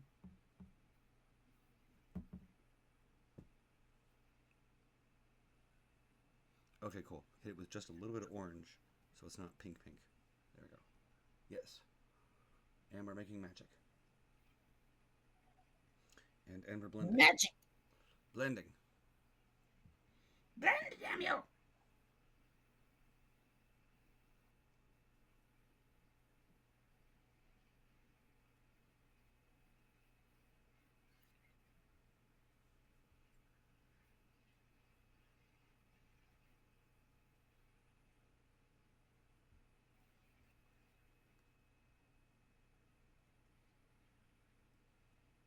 Okay. Okay. I think that's good. I think that's okay. That's right. That's fine. Mm-hmm. So I typically don't use black eyeliner because I'm under when I'm in drag, I'm like, I'm trying to be a cartoon. I don't want this to be in any way realistic looking. So I usually will, instead of blacks, I will use purples and blues, sometimes greens, because I just, number one, I find it more interesting. And number two, I want to look like otherworldly. I want to look like I'm straight out of, an anime transformation sequence. So we've got, looking up close here, we still got a little bit of I everything. love that. I like the green into the blue and how you Mhm. opened your eye at the bottom. I have hooded eyes, so that's a battle that I also face. Yeah, it's a struggle with the eyes, but that's why I started. So originally when I started drag, I didn't block my brows.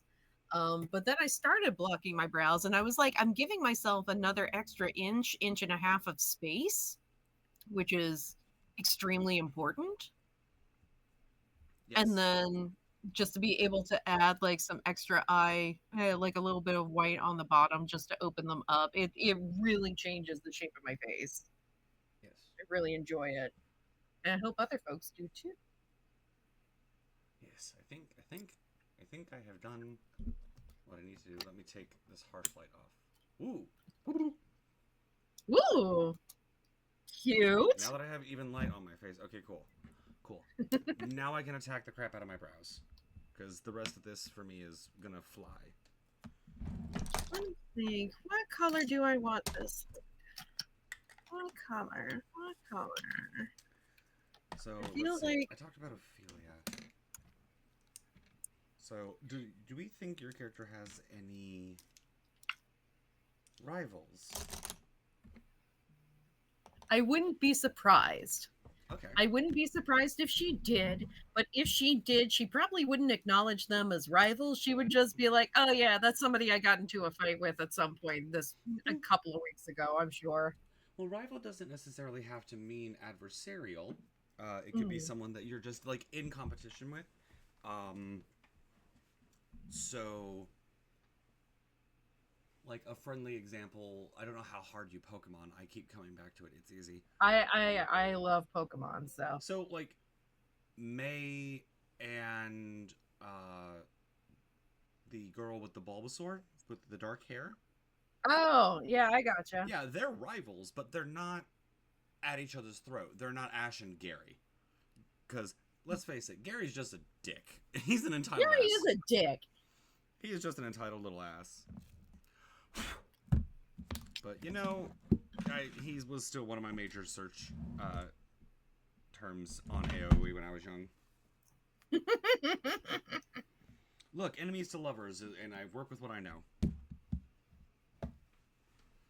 So now, the fun trick is all the different ways to make this work.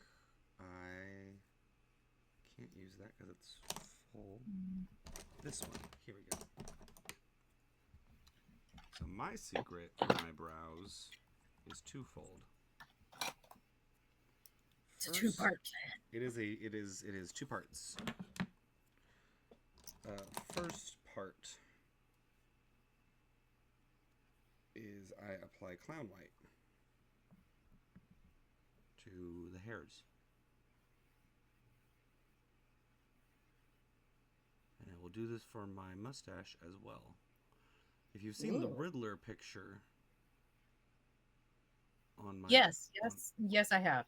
that's what I did. I do clown white and then I go back in with powder. Interesting. It's the same way that you do like highlights or you very quickly make someone have like salt and pepper. Like if you need someone to go like be 19 on stage, run off stage and come back really old really fast, you literally just stand there and slick their hair with clown white and hit it with white powder. Yeah, true. And then most of my contouring is, okay, how do I not make myself look old? Okay, do the opposite. Like, what are these techniques I learned? Cool.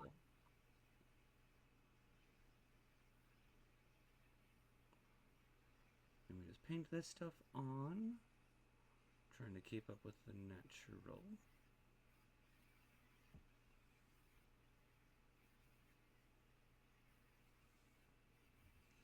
And then, taking a different magic wand, Magic. we load up on the color that you want, in this case, mother effing purple. You purple, groundbreaking. Groundbreaking. And you just apply.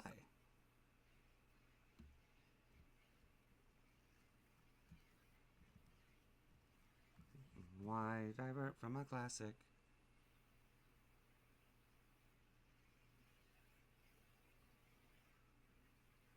Oh, that reminds me of the show Crazy Ex-Girlfriend. Did you ever watch that?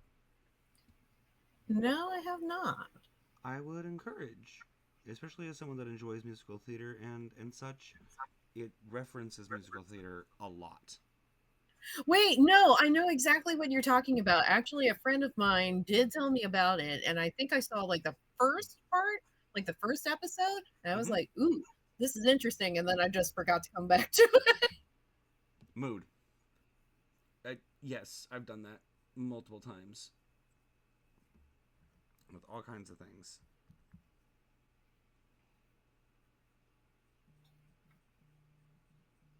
What do we think of this little pupper nose? Little teeny tiny pupper. I like the pupper nose. It's a cute little pupper nose. Oh, the puppies are tired. You know what I look like? I look like a popple. A what? Do you remember the popples? They were like Care Bears, but mutants. A little before my time. if you Google it, you'll understand. But they have like little hearts for noses, and they were all fluffy and cute.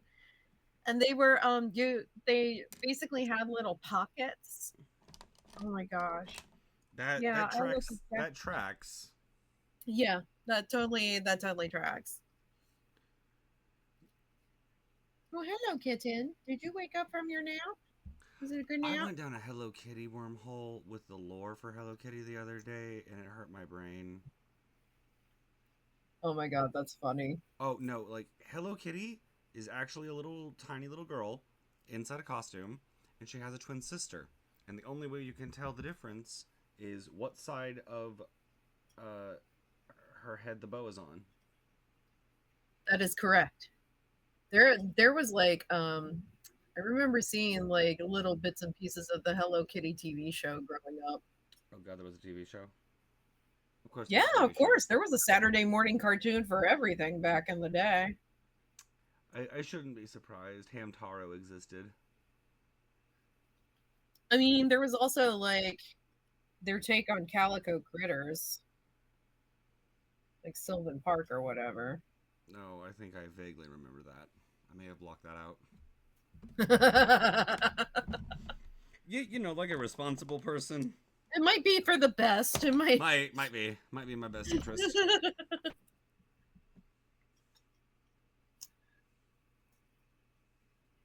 Let me just go back. I know that Saturday morning cartoons were basically just giant toy commercials, but you know what? I love them. And they still work to this day. Stares at current state of media. Yeah. We've just come full circle. Not a complaint.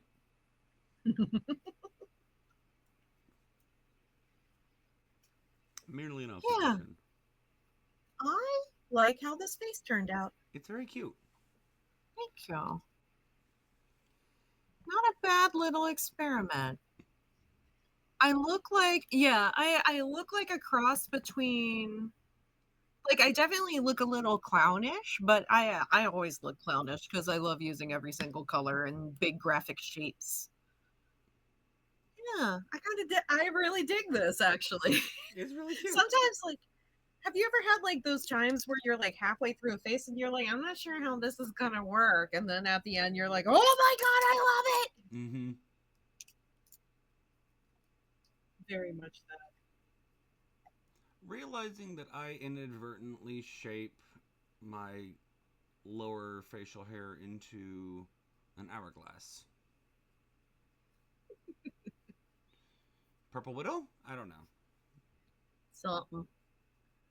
We will see. Give me just a couple seconds. I'm gonna feed my cat and put on some of my in character clothes. Mmm. Yeah, but first I have to feed this kitty. Kitty, kitty. Oh, I'm in Meow. charge of the stream Oh, again. that's so cute.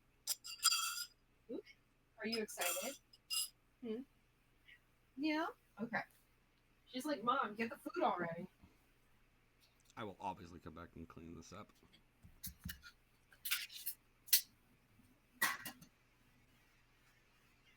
Yeah.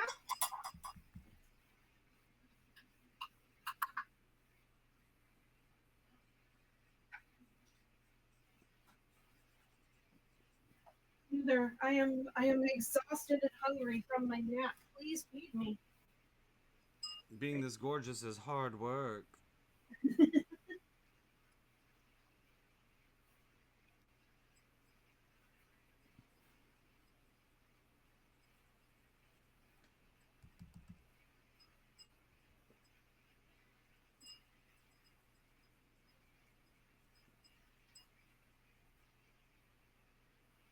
So for those who've been not aware, I'm obsessed with purple.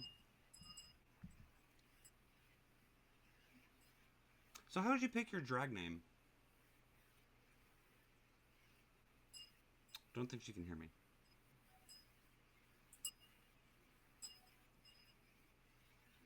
And she'll want to hear my answer, so I will wait until she gets back.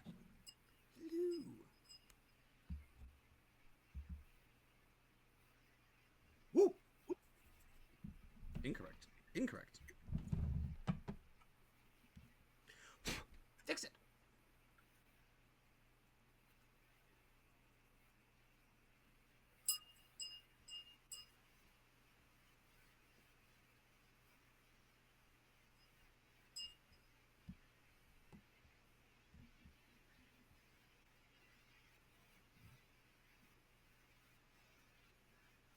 Okay. Less concerned.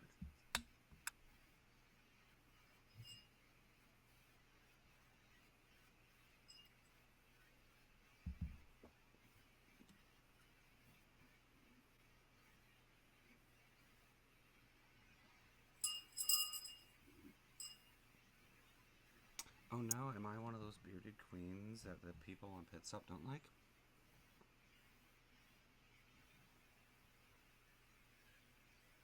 Hmm.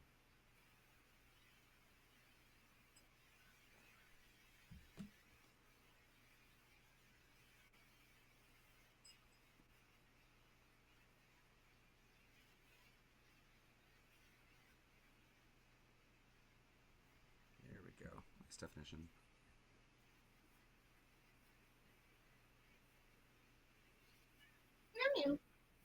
Okay.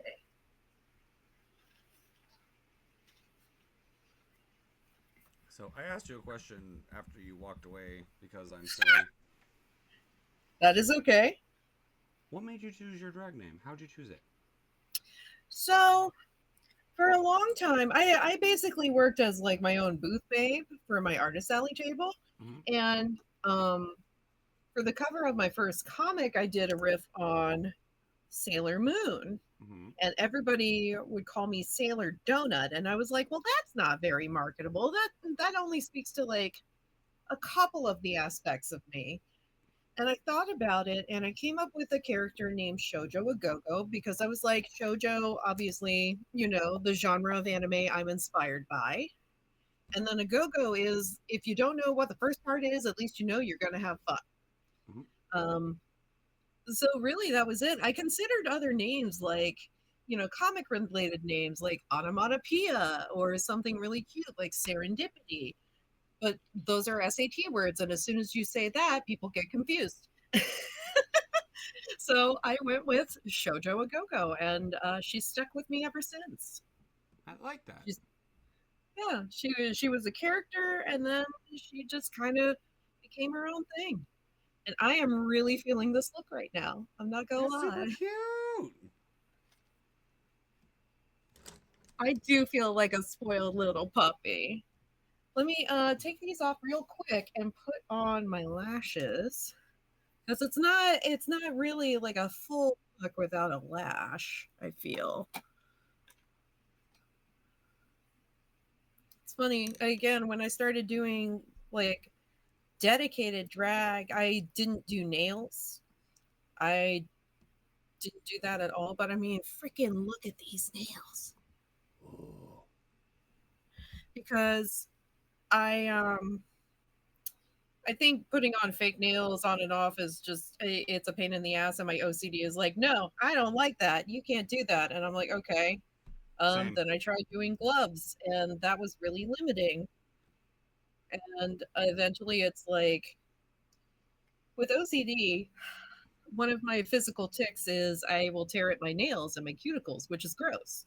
So eventually, I was like, you know what? Let me go get them done and see how I feel about it. Because if it's a non medical thing, I don't like being touched. But then I was like, this is a mental health thing. This is important. Mm-hmm. And once I thought about it that way and started getting my nails done, it's like, ooh, okay. I no longer feel that same compulsion anymore. Cause I mean, look at how gorgeous they are. So I don't know. It's changed my life. I used to keep mine painted for similar reasons. I bite mine consistently, and having to find a way to work on accepting the feminine part of my identity, Hmm. because being pangender, or you know, I encapsulate both. I feel both. Finding a way to honor my femininity in a way that didn't send me into panic spirals the way that when I started the journey of accepting my feminine half. Wearing really dangly earrings out in public gave me panic attacks. I was afraid that I was going to be, judged very harshly for just they weren't even huge dangly earrings. But they were still dangly earrings. I They get were it. they were I get it. dangly earrings, and like I could wear a shawl, like a vaguely feminine like cami, not the cami call, what the a cardigan, Cammy cardigan, wearing a cami? No right? way. I could wear cardigans or those earrings. I could not wear both. And now I'm in skirts and I feel powerful in them. So it's a journey. It It's it's amazing how that works. and the only person whose timing you're trying to quote beat ever is yourself. Yes. And once you realize it's about becoming comfortable with yourself, that I feel like that is when it becomes a little easier. It's a little freeing to realize that, oh yeah, no, I'm the one putting all this importance on it. It shifts the responsibility because being worried about other people No, never you're absolutely right. never really helped anyone. And thankfully, I feel like we're reaching a point where we all can just kind of let each other friggin' be. I hope. I hope. Like there's always going to be things that will be new and will question, and that's fine. Let's keep questioning. Let's not sign off on anything. Let's keep exploring because that'll make it easier for the people who come after us. Yes. Okay, so I got the bulk of mine down. I think I would just need to work on my eye. I don't know that there's anything else that you have planned for your look tonight. You look stunning. Now that you're holding Oh, still, thank I can you. see it in better. Yes. I don't think there's really much else I have planned It's for it's this look giving at the with those ears like that. It's giving cute kawaii gremlin girl. Yes, I was totally going for gremlins with these Yeah, ears. it's very very cutesy. Like if we made kawaii gremlins. Kawaii gremlin desu.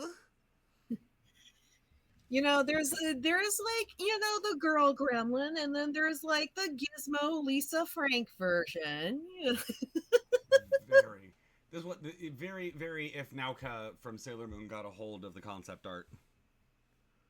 Yeah, Yeah, I am if the feeling if the gremlin girl became a Sailor Scout, very that Sailor Gremlin. very Naoko Takeuchi. I love it. I'm I actually mean, how running. could I not? I'm actually running a Sailor Moon inspired D&D game virtually right now. Ooh, Set in 1981, which is always a fun thing. I get to throw references like Power Gloves in there. I love the glove. It's so bad. Gotcha. We've hit the 2 hour mark. Where are we standing on time for you, Shoujo? Uh, it is currently 5:30. I was gonna say, another half hour max. Okay, do we want to I'm stumble kind through? of I'm kind of feeling this right now. Well, you sitting pretty. Why don't you interview me while I figure out what I'm doing with my freaking eyes? Okay. I actually do have a question for you, and maybe this is getting a little personal. Cool. Um, I honestly, when you said pangender, I have to be honest, I don't know a lot about uh pangender at all. So pangender, are you like how would you describe pangender? Uh, so in I'm relate. sorry, I know that's a No, heavy no, no. question to throw It. at you, but I'm I hear it genuinely a lot. curious. I hear it a lot, and I had to talk about it to my therapist the other day. So, yay intake. Uh, you an easy concept to start grasping is non-binary means you are outside the concept or outside the typical boundaries of masculine or feminine. What a lot Hmm, of people default to in presentation or in association with non-binary is agender, hyperandrogynous, lack of gender. You can be either, but you're neither. That is that one spectrum. Instead of not feeling that I have a gender, I feel that I encapsulate all of them. gotcha. That's what Um, I was thinking. Okay. and for me, it is also tied to a physical identity as well. I do experience physical dysmorphia, and again, I'm going to try to utilize PG-13 terms. But if I could Mr. Potato Head this mix up, I would be able to utilize a penis and a vagina and the ability to have kids on either end. I Hmm. don't know that I would give myself boobs because breasts kind of get in the way. Maybe little Oh, ones. but they're so great. They can, and this leads me to my other question: as a lady that has a set of boobs that are more than just a little, most people with any form of extremity that isn't their hand or their feet, so people with penises and testicles and breasts, unless we have a dedicated reason for using them in that moment, I feel like most of us kind of wish we could put them on a shelf somewhere. I think that goes like different from person to person. Yeah. Um, For me personally, like I just like having boobs. I feel comfortable with them, and they look good and everything. But I mean, as far as like the utility of it, I mean, I'm not a mom. That's not what I use them Oh, for. when I say designated purpose, I mean for fun, for fashion, or for naughty functions. You can the thing is there, but like if you're just sitting there, not even using them as a stim toy, would we not Hmm. rather just have the ability to put them somewhere until we want them? I Maybe mean, that's I just don't me know. being. Maybe that's just my trans thoughts. So No, no, that's fair. I like mine. They stick with me everywhere I go, and it's just more or less like some days it's like, bosom yeah, buddies, you I could say. feel exceptionally like heavy or sore or whatever. But I also just there are some days I just look down and I'm like, hey, the girls are girling. We're having a good day. I don't know what I want to do with my eyes. I keep looking at Hmm. them, and I don't know what I I want to mean, do. you have a lot of purple. I'm trying to counteract it. I feel like I need bright. What's in this? Hit the lights. I want Nothing in there. touches of like whenever I think of purple, I always go across the color wheel. I immediately want like some golds and yellows, but also like maybe a touch of orange or a touch of brown. That's where I'm leaning. I have an idea. Oh, I can do my sunset eye again. There we go. Ooh, yes. My sunset with a green flash eye is one of my favorites if I can ever get it right. And the secret to all of my eye pigments and sex is clown white. Always the I clown do white. love a good clown white. Saves my Your life. special vintage clown white. I love that. I am a third generation clown. Interesting. Okay, so one of my friends in Super Art Fight, Mike Donahue, comes from a family of clowns as well. Like an entire family. Like it goes back at least a couple generations. Yep. And I'm fascinated by that. Like how does one get into clownery? I mean Uh, I've heard of clown college, but I'm fascinated. so, fun tip the proper term is apparently clowning. And my grandmother, grandfather, mom, and uncle uh, all started when my mom was in high school Hmm. as a way to kind of just make extra money because my grandfather had done Shriner clownery or clowning. He was Ah, a Shriner clown first, and it then turned into a family affair. that makes And sense. it That makes frankly, it paid better than babysitting in the 70s and was less stressful. sense. Because, yeah, you know. And then, like, my mom made a little troupe with her and some of the other girls from the drama and the choir department. And that led to them working alongside people like Emmett Kelly Jr.'s son, and Emmett Kelly Jr. was the guy that originated the hobo Yeah, clown aesthetic. yeah. I know. I As soon as you said the name, I'm like, holy crap! I know exactly who that is. That's incredible. So Emmett Kelly Jr. came to Marion, Indiana, to be the MC, yeah, Master of Ceremonies for a parade, Hmm. in full clown, and they got to walk with him, and they did a show with him. Uh, my mom and my uncle got to go take miming classes with Marcel Marceau's coach, and for those of you who are playing the home game, Marcel Marceau is a very widely known mime, Iconic, iconic and mime. there was a movie done hold on. This is a mini false thing. There was a movie done in like the 1960s or 70s called Silent Movie. It was about the making of a silent movie. So it was one of those period pieces. It would be like us trying to make a period appropriate piece through the lens of 1970s.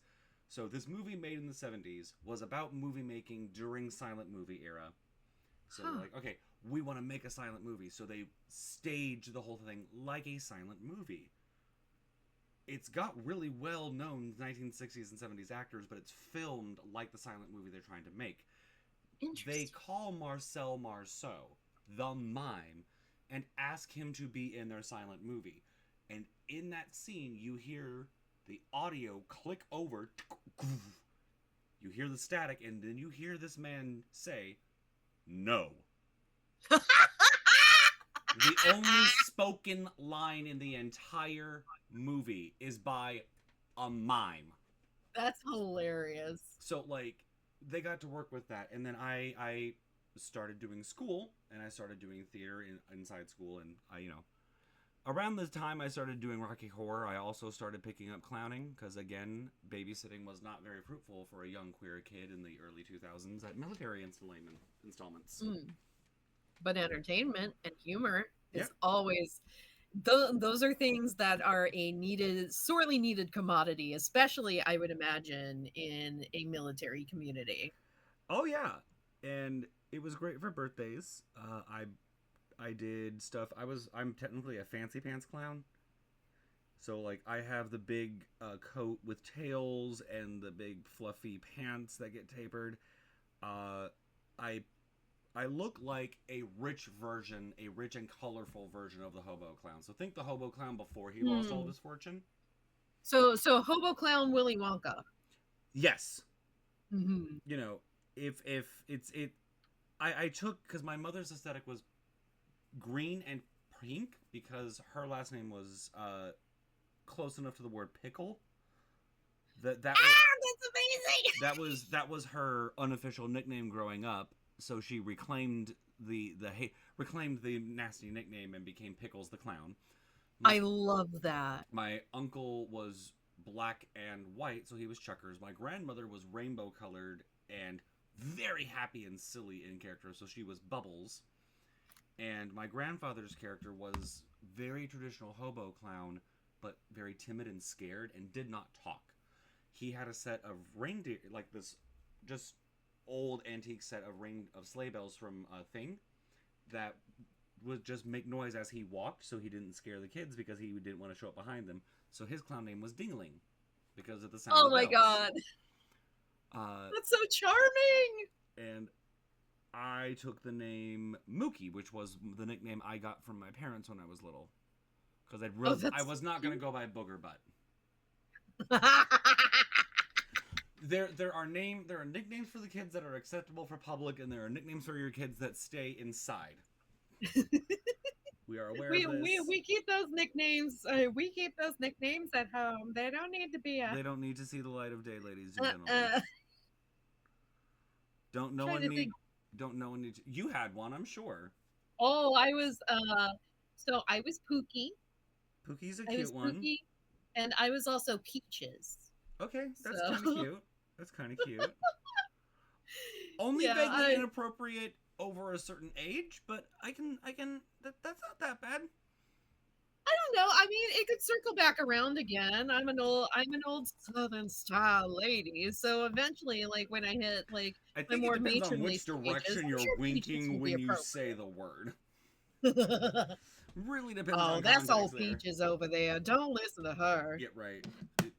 She What's do your got the name? best candy in her purse, though. I was watching We're Here, which is the drag special. They went to Yes! a biker bar, and this tiny old white man in a leather vest straight up said, "My name's Chili Dog." Oh my god! I want to meet. I would want to meet an old man named Chili Dog. Wonderful. My name's Chili Dog. All right, yeah, he was proud of that nickname. That could be. Honestly, my father would probably be down with that nickname. My name's Chili Dog. That's not a bad nickname as far as nicknames go. I've heard worse. No, I think that's fun. All right, I think that's so fun. let's see if I can do this again. Sunrise, sunset, So sun eyes, sunset. right. I couldn't help it. It was right there. No, I appreciate it. I just don't want to overdo my red up in this corner. Okay, cool. Do it. Do it, doll. Do Do it it. 9 times. Well, because the And I problem. always Say again. sorry. I was about to say I always find in makeup if I'm like I shouldn't be doing this, I end up doing it anyway, and then doing it twice as hard, and it's like, well, it worked. Precisely. Well, I've learned it's hard if you're going for like a natural gradient. You don't need to lay down as much of one end or the other. You just True. find the middle and just blend your face off. Hmm. With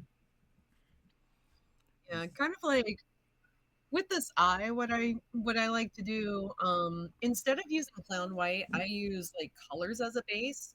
I can actually hold up. I was using Mayron cream blend sticks as my base. I need I mean, those colored colors are creams. so yummy. I need colored cream for Oh my sure. gosh. So these are lovely, and I basically would lay that down as the base color, and I do have like eyeshadows that kind of match. Let me see if I can dig her out.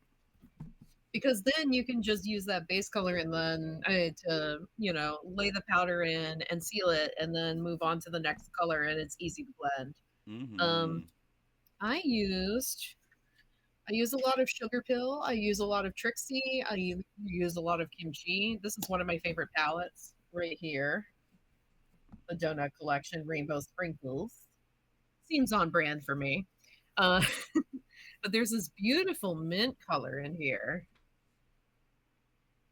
I mean, it's just perfect, and the yellow right beside it, I mean, They work that's really well. literally that is honestly Which country's flag am I literally right now? fluffy. Say that again? Which country am I right now? I'm red, white, and yellow. I know I'm some country's flag right now. Just don't Maybe the remember. Philippines? I don't remember. I think they have a prettier flag. I want to say Italy, but that's green and something. That's green, white, and Spain? red. What is this? I don't know. Spain is red and yellow, I'm pretty sure. Are they red, I'm yellow, sure and the black? pal one will No, that's correct me if Germany. I'm wrong. So yeah, please, someone in the chat. What flag is this? Am I right? Is Spain's flag red and yellow? Red and yellow, red and yellow. I think. So I think we're just gonna go with that. Hey Siri, what flag is red, white, and yellow?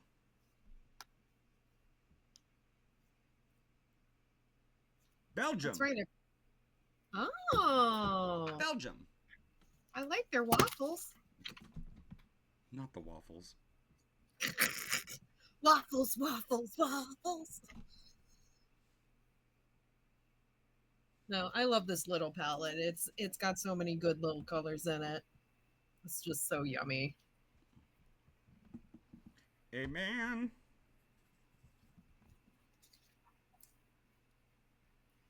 I mean, just look at them. You can see which ones I've been digging into the most. Ooh, yeah. Since I do my eyeliner purple, I will dig into these little purples right here. But I have a sugar pill palette that was like a make your own palette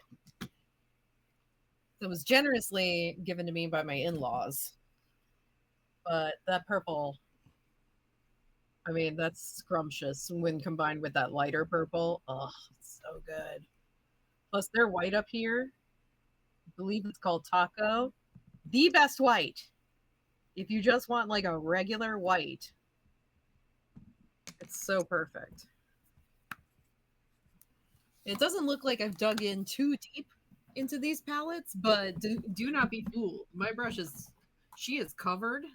She's covered real good. I just pack it down real well. I sense that. Well, it's the only way to like make sure that it stays in my face all day. Oh yeah, all that powder, all that packing. I'm getting there. I'm getting there. Almost done. I've done this You're like cool. Take your time. I love watching the process. So I should probably come up with some more questions here. Let me ask you, how long have you been a DM for? right around the start of COVID, actually. Really? Yeah. I thought you had been DMing for much longer than that. No, unfortunately not. I've been playing for a few years prior, but again, I have a degree in musical theater. I've got a lot of experience in history, and storytelling has always been the aspect of it. Like I was the kid that was writing fanfic a lot in school. Uh, Mm. I got in trouble because I was reading instead of doing the tests, but I'd already completed the test. So, F off. Like, I'm done already. I don't need I already read the book. my my senior finals uh, took place over 1 week, and I was out of school after lunch each day because I had been doing uh, college classes at night, and I'd Mm. already taken extra courses, so I was good to go. That sounds similar to my experience. I think I ended up only having like one final Right, because all of my other courses at that point were either AP, which, I take an AP test and I don't have to take a final, right, right, right. uh, I or had like three of those. dual enrollment at the community college. So, The yeah. fun thing was, I took the entire. I know it's problematic now, but this was before we knew better. The entire Harry Potter book series with me in my backpack. I read it twice over in the spare time from like when class would start. I would take my final. I Mhm. would finish. I would start reading. I finished that book series twice over in a week because I finished my test so fast. Because I was just the kid that tested well. And then I got Mhm. out into the real world and everything sucked. And they were like, this means nothing. And you're This like, but wasn't on that's the all I test. had. This wasn't on the That's all exam. I had. I love What's this a palette. spunky overachiever like me doing in a real world like this? What do Right. I do? The answer is drag, Yeah. Truthfully. honestly. No, I think I was very similar growing up. I'm the oldest of two. Um, and of course, my I've been very lucky. My parents have always been very supportive of me, no matter, whether I'm doing drag or art. Like they were always like, work hard, um, and do what you want to do. Um, so I've always been very lucky in that aspect. But I mean, being a queer kid in the country, you didn't really have like other people you could connect to on that kind of level, or like even I don't think I even had language for it until I got out of high school, Most of us you don't. know. But like that same drive to overachieve in things and like basically just work myself to death. Um, Once I was in college, I kind of set that aside because I don't think, like, I was starting to figure out who I was around that time, I think. And it was just more or less like, well, now that I'm out here in the world and I'm kind of realizing some new information about myself and about the world around me, I think I think I'm going to just stop trying to overachieve on things and just start trying to absorb things more. Like it was no longer a competition at that point. It was like just kind of soaking up things that I didn't know about before. And again, starting to put words to like those things that I couldn't before. And thank goodness for it. Thank goodness for it, because I turned 40 this year. Did I ever think that I would be a minty gremlin looking bugbear doing drag in the real life or online? Did I ever think I was gonna do like a long running web comic with my hubby and go like up and down the East Coast to different cons? I never thought that my life was gonna be like this. But thank goodness it is. I Mm-hmm. get to do all the things that I want to do and love to do because I finally have words for these things, and now these words are being used to make things like this. And it's fun. It's It's that's powerful. it is. I think that's a lot of one of the reasons that a lot of us queer people gravitate towards nerd spaces Mhm. is yes, we were nerds, but we had to be nerds quietly. Yeah. I was very fortunate that I was the token in my group. Uh, in more ways than one, I was the token gay kid everywhere most of my Mm. life. I went to three different high schools. My parents were military. Uh, Right. but like I was also the token white kid a lot of the time. So Mm. I grew up with a strange form of privilege regarding my proximity to people of minority versus my proximity to people of my own skin color that were also jackwagons. I didn't grow up around people that were racist. I knew racism existed, but I I could not spot microaggressions until I had them pointed out to me. Mm. I No, that makes it sense. was it was a very odd flip flop experience for me because I understood that that I was not raised to be prejudiced. So, but I was raised so far removed from examples of the prejudice that I only ever saw in books that I wasn't able to Mm. process it in the real world until like I caught myself telling inappropriate jokes in my college years.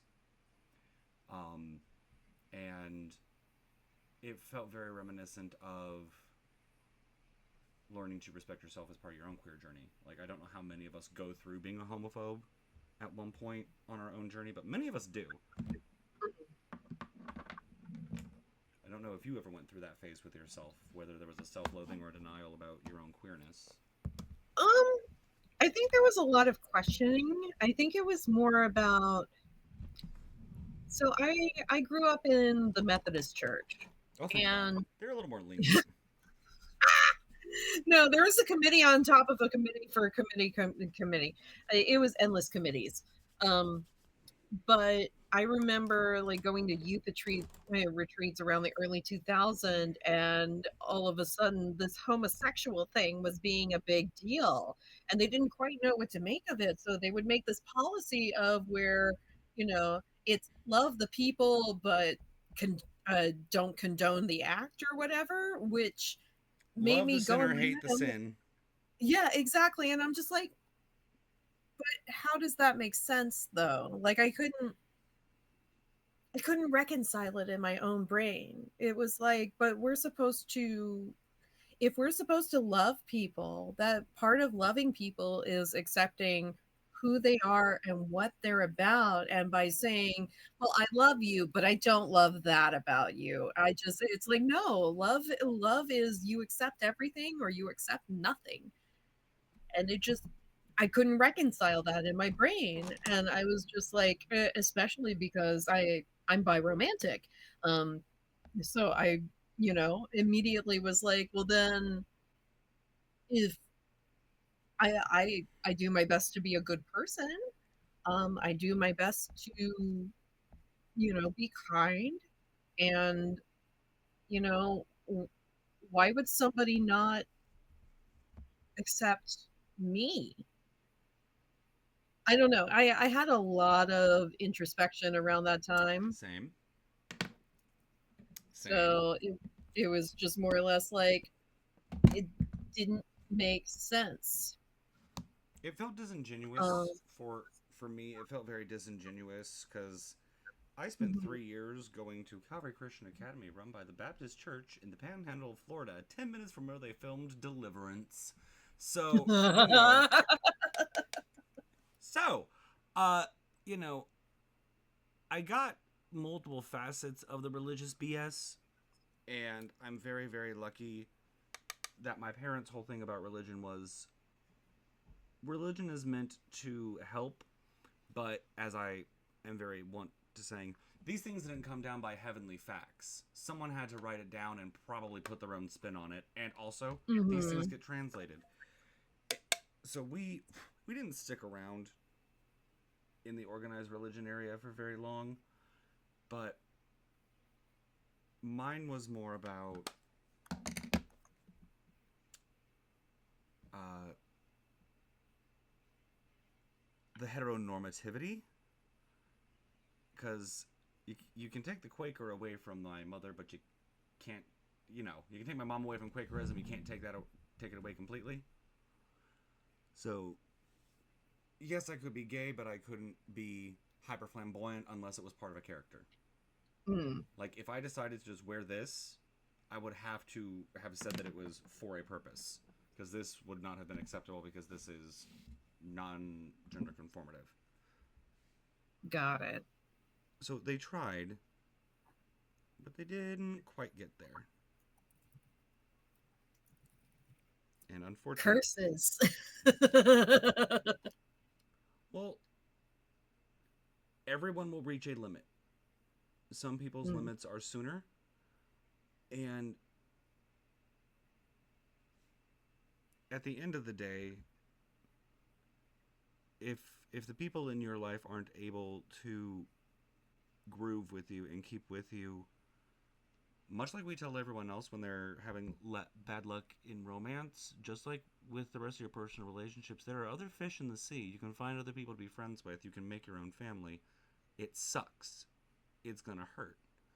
Having to do things like cut off your family, Mm. to set boundaries, things like that. They're never gonna not suck. But Yeah. it will be okay. It's gonna suck. We know this. That's why I like the it gets better. It can. Um, I'm sad that there are kids out there that don't have people that look like you and me and Jay. And that's the other Mhm. thing that I'm really excited about with Divas is none of us are the same face of drag. Jay Right. Jay is agender, asexual in what appears to most people as a weird but kind of heterosexual romantic relationship. He's, married to their wife.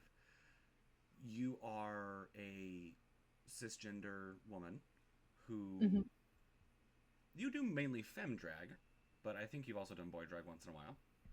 Yeah, I tend to do very, very hyper femme drag, like, Yeah. just taking the femininity and throwing it as, like, high as I can get it, because I feel like it's one of the most punk things I can do to take what, you know, femininity is defined as by men and throw it right back in their faces and just be like, "Oh, you think that's feminine? I have something for you." Hmm. And yeah, I'm in a straight appearing relationship. I mean, my husband is straight. Um, I'm demisexual, but biromantic. Um, I if you really want to put labels on that kind of thing, some people need the labels. I'm very privileged in that I didn't really have to do that until I put again I had language for it. Um, and I'm trying to think of the best way to say it. I was fortunate in ways that other people just don't have Mm-hmm. because of that. Like privilege, the easiest way to put it. But yeah, we're all from different walks of life and all different flavors. I think I just like the word flavors to describe it. Mm-hmm. Yeah, because you're a lovely, lovely cisgender lady. Hold on. And I'm pangender as your DM, and then Demanda is a cis gay man that does Mhm. drag as well. So, and Katja is a trans woman, two spirited individual that also does drag. So and I do everything in between. So we've got a nice wide variety of gender and intersectionality. I'm hoping to get more minority folks and people of color and other cultures as we continue to expand the cast because I think that would be a lot of fun. But I I think think that would be awesome. I'm almost done. Oh, I learned a fun Cupid's bow hack the other day that I can't believe I didn't think of sooner. Oh, really? Is it like the little crisscross right in the front? Uh huh. Uh-huh. Because I learned to draw the inner X and then the outer lines. But for this, I was like, I want to overdraw my lips. I want to just overdraw it just a little bit. I also like the little clowny extension on the end. Like you see that little dot. It does a lot to whiten the mouth. Lots of things whiten my mouth. Yeah, one of them's in the Like other room. cheese. Cheese is one of my favorite things.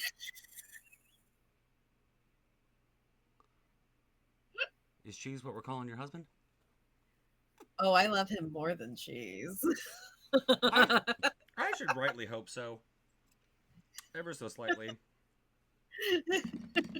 And then I'm one of those weirdos that I put my lips on with powder. No, I will sometimes if I'm going out for like a long day, I will seal my lips with powder. For tonight, it's like I don't think I'm going nowhere. So, but yeah, I will totally do that. I'll just scoop it onto my fingertip and just pat it right on. I did this gorgeous makeup for my gig yesterday that I definitely like patted the makeup into my lips for because I was like, this isn't gonna last too long, especially if I get like a drink with a straw. It's just not gonna happen. But that look helped. But it was this beautiful it was like a deep pink on the outside and then I got it going orange in the middle. Oh, like I I'm love doing. mm-hmm. Exactly. And then I gotta fix my little lines. Let's not use the green pen to do that. That would be tragic. Tragedy. Absolute tragedy. I We're turned gonna into just Marvin the Martian on stream the other night. I hit them with an earth shattering kaboom. That's hilarious. Oh, actually, I'm going to share something really interesting about this costuming. So I made most of what you see here. I styled the wig. I did the ears and the cuffs and all of that. But these are interesting. These little flowers up here because I wanted to have like little cute touches of rainbow flowers Mm-hmm. and stuff because I felt like, yeah, that's real extra. But these were dollar store lays. I literally just took like 5 or 6 of the flowers and sewed them together, and I just love the way they turned out. Whatever works. Honestly, yeah. And I've got like a whole bunch more of them, and I figured I can put them on clips so that way I can like put them on different parts of my outfit or put them in my hair, just trying to circulate them around so it never has to be like one defined thing. I love modular stuff like that. Yes. Where did my cap go? There it is. And then the very last thing that I ever do on any of my looks are my 3 dots. I was about to say, I have noticed that distinction. Is that like one of your signature thingies? Yep. Because those beauty marks exist in real life. Ah, so you're just re-emphasizing them. Mm-hmm.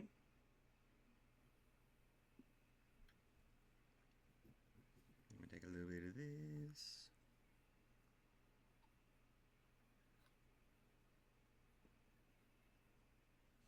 And then we're done. Yay! Yay! Okay, let me Gorgeous. let me boom. See Let's now just get now we have a real little close. Real close on the camera, everybody. I don't have any lashes on. I might have lashes. Do I have lashes? I think I have lashes. Do you feel like putting lashes on? I mean, these have enough residual. I can probably just stick them on and take them off real quick. Maybe. There you go. Can I? No, because they're backwards. Let's try this the right way.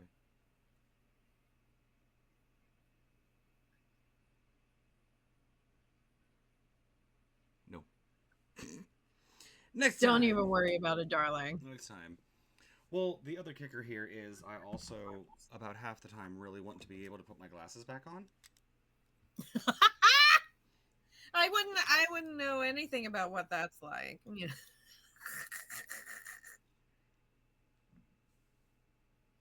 What I want. Not that it would help me at this point because I have my You went contacts from in. cute little lady to Grandma Wolf very quickly. It was so cute. It's like, I'm sweet. Hold on. Have you seen Dix the musical yet? I have not, and I need to. Please. It's been on my list for a long Please. time now. Please. It is my new favorite thing. I indoctrinate everyone that comes over to see it. It's so much fun. But yeah, you know those purple horned rim glasses that were really popular for a second? I want to take my lenses and a pair of those to my doctor and go, make it happen. Please make this work. Please make this work. This is what I need. I'm not paying $700 for this. I got these for $20 on Amazon. Put the lenses in here. You work funny. for Costco. You can make it happen. I know you have the power. You have the power. You have the power. You You have have the technology. Yes. We can bionic man this nonsense. We look so cute. We are adorable. And then the kicker is. And this is just like a sample. Oh yeah, I'm gonna have like This my is whole the sample outfit. size, people. Yeah, because if I shake my hair out here, ignore the fact that my hair is closer to blue. I overshot the other day. But you know, I don't mind it. I like a good purpley kind of blue. So here we go. Here's the actual Bluey kind of purple. The actual vibe we will have for my hair when it's done. Something similar to this. It's a purple. Yes. Ah, that's so cute. The amount of gender euphoria I felt when I was able to put a ponytail in my hair and feel it flop against my neck almost drove me to tears.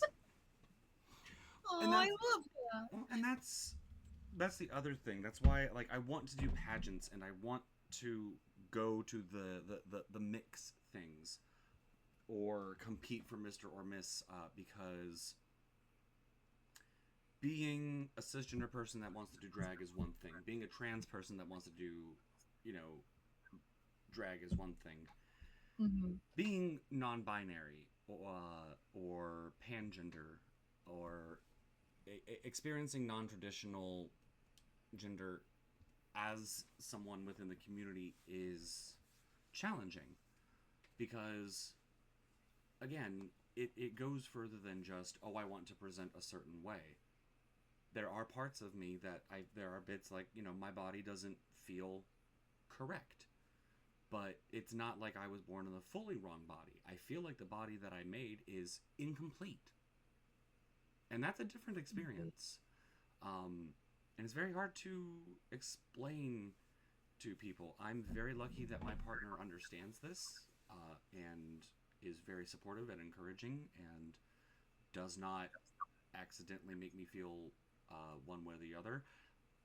Interestingly enough, I've now noticed that I can tell when I am leaning more masc or more femme, depending on what version of my name he defaults to. Mm. He doesn't mean to do it, but if he's defaulting to calling me like Cam or Camblam or things like that, I'm presenting more masc that week.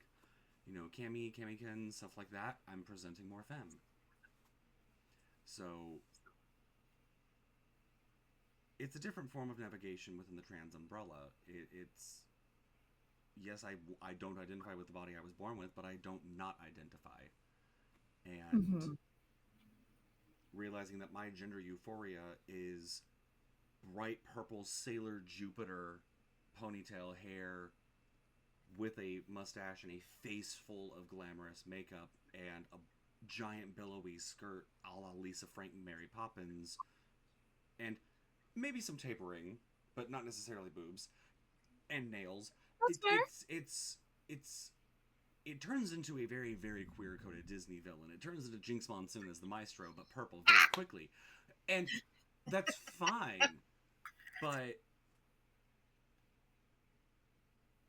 realizing that there is more to just one end of the spectrum. There are places to exist in between that are fun and exciting and not shapeless.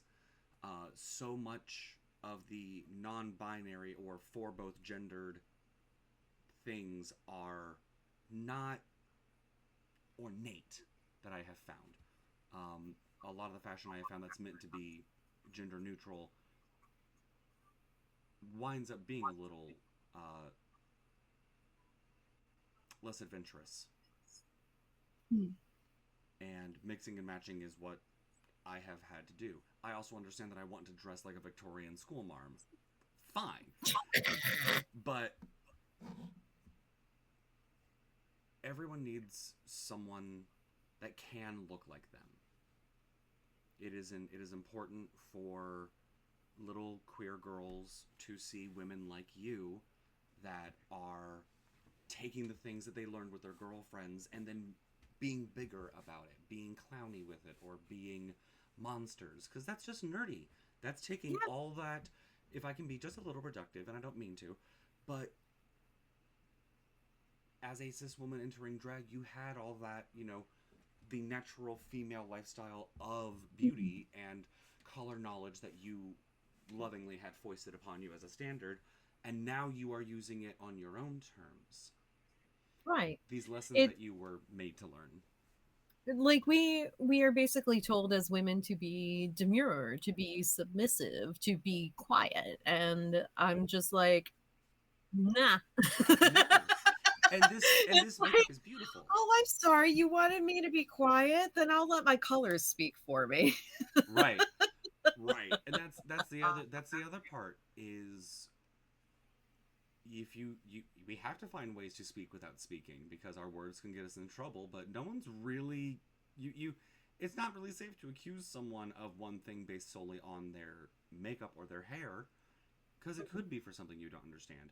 My pharmacist at CVS, because my hair is always purple. I may be in PJs when I go there, but my hair is always purple. He consistently asks, he goes, "Hey, are you like a musician or a rocker or a thing? Because I've got bright, wavy purple hair and I'm always full of Mhm. energy." And that's the only conclusion he can draw. Now, is he completely wrong?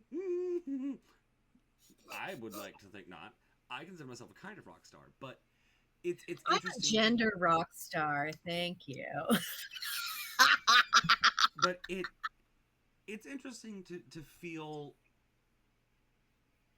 that kind of assumption come my way Mhm. from my visible queerness, my visible my telegraphing versus accusatory things. And this is not someone that I would this man is middle-aged man from Africa, very heavy accent, Mhm. says God bless you and very very Christian culture from this man. Right. I've been told that I'm the devil because of my hair color from people that look very similar to me from a similar upbringing, and to hear a Christian culture person be excited about my hair color and curious because it seems cool rather than, you know, Rather than you're the devil. or devil. And little girls that see my hair color or little boys that see my hair color in it's I realize that like when I'm at work because I work currently as a school photographer, I naturally present more masculine at work. I'm wearing jeans and a polo and I don't have makeup on and my hair is in a pony because oh my god it's hot. So it's his hair is purple, his hair is purple. I'm not going to correct the second graders on my pronouns, we don't have time.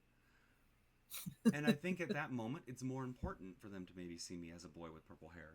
Because a boy with purple hair is a little bit more, like you said, punk.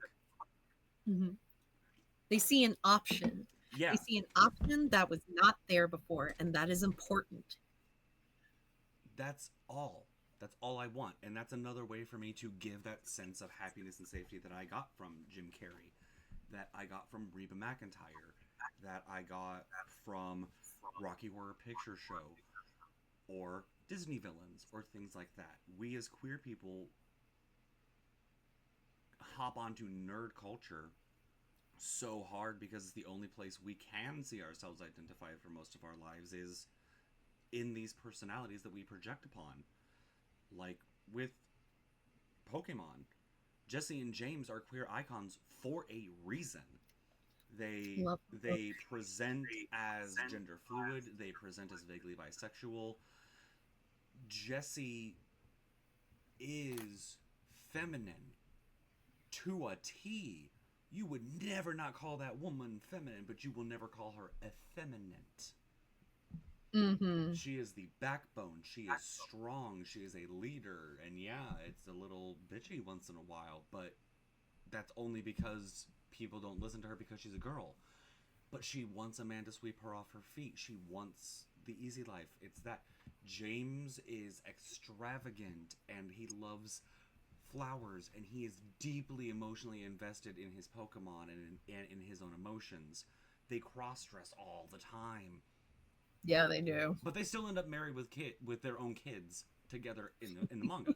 So like we find things that resonate with us as queer kids, and they're found in nerd culture. They're found in fantasy, whether it's Wheel of Time or sci-fi, Star Trek, or Star Wars. Star Trek specifically, you can't look at the Trill uh, at Mm-hmm. all. You cannot look at the Trill and not see some kind, especially nowadays, some kind of trans allegory or out of belonging allegory. The comic books is full of allegories for minorities within majorities, and that's why I want Divas and Death Saves to pull off. I know that there are other people that have done a similar thing. Dungeons and Drag Queens on Dimension 20.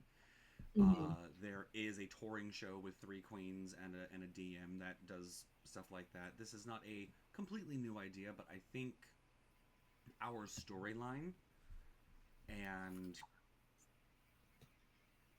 our group's vision of this as more of a way to get ourselves out there for our community might help differ us a little and make us stand out.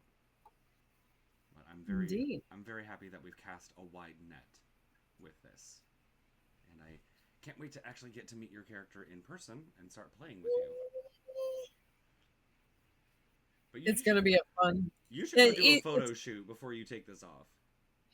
yeah. There's gonna be a photo shoot. I might even pop back on later for my regular stream and just be like, no explanation. This is what you get.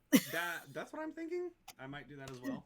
But I'm gonna let you go because it is food time. Agreed.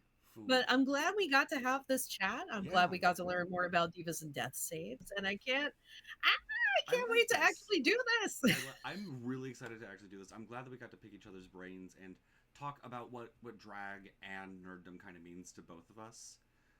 That's especially big on my end. I'm trying to lean a little educative with all of my stuff, but I'm very excited to see you. I'm very excited to do that. Real quick plug: where are we going to be able to see you in person anytime soon? So let's see. I will be at Loudon Pride, June the 2nd at Clogmore Park. You can also find me a lot of the time at Freddy's in Arlington. I'm actually part of the Zodiac Finals that will be in July. So I hope to bring like some fun, cool, nerdy stuff out for that. Um, Otherwise, you can find me here online at twitch.tv/, Shoujo-A-GoGo and at various conventions up and down the East Coast. Sounds awesome. I hopefully will get to come see you sometime soon. I sadly won't be able to see you on June 2nd.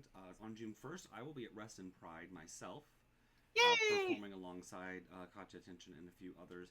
June 2nd, I will be out in Culpeper, reading to the little ones for Drag Story Time. And then on June 19th through the 23rd, I'm going to be out in Columbus, Ohio, as part of the Origins Game Fair. Ooh. I will be running a 4-day continuous campaign of my own creation called Zom D&D. It is a grim survivalist take on the zombie genre set within the D&D world. So It's less about taking out the zombies. Think like if Walking Dead and Last of Us was within the world of D&D. That is rad. It's less about just taking them all out and realizing that the horde is never going to stop coming. You just need to survive until help gets there, and help just keeps not coming. Mm. It's very much Gilligan's Island, but make it a zombie horde. They were supposed to go in for a 3-hour reconnaissance thing, and can't get out. Or like, what's the video game that was supposed to be like a nod to George Romero, and it's all in a mall, and it has a photographer named Frank. God, why can't I remember the I name of know the it's not game? Five Nights, but I don't play horror games. Oh. I get violent. You jump scare me, I'm gonna punch something. No, this was a Capcom game. Like, I know who made it, and I know what it's about. It's Dead Rising. Thank you. No. No. No. I played the opening level of that game once. Couldn't figure out how to use the camera, and that one creep girl was attacking me in the first. No. Not gonna do it. Not gonna do it. Frustrating, overstimulated, scared little autistic. No. This is why I tell people that Legend of Zelda: Ocarina of Time is a horror game, because I fell down a well right after like the midway point and got attacked by one of those hand things. Never touched the game again. Yeah, those are creepy. Never. Those are creepy. Never again. Nope. But you know what's not creepy? You. Dinner. Oh! I don't know. I might. I don't know. Do you Baldur's Gate? Have you played Baldur's Gate at all yet? I haven't. I'm just familiar with the characters and the story overall. Yeah, I'm mad crushing on Asterion, but that's mainly because of his performance, not because of his character. So he's so toxic. It's fine. It's fine. Look, I definitely romanced him at least twice. I understand the appeal, but there's a reason that they say drinking alcohol is picking your poison. I'm gonna leave it at that.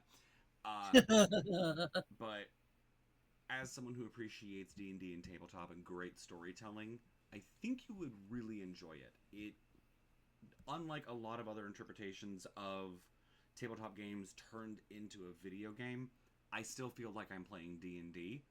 I'm just rolling slightly less dice.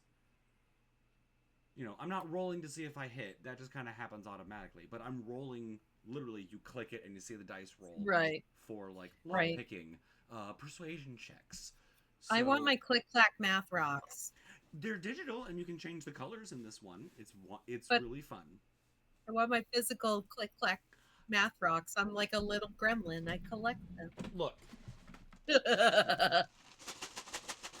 Yeah!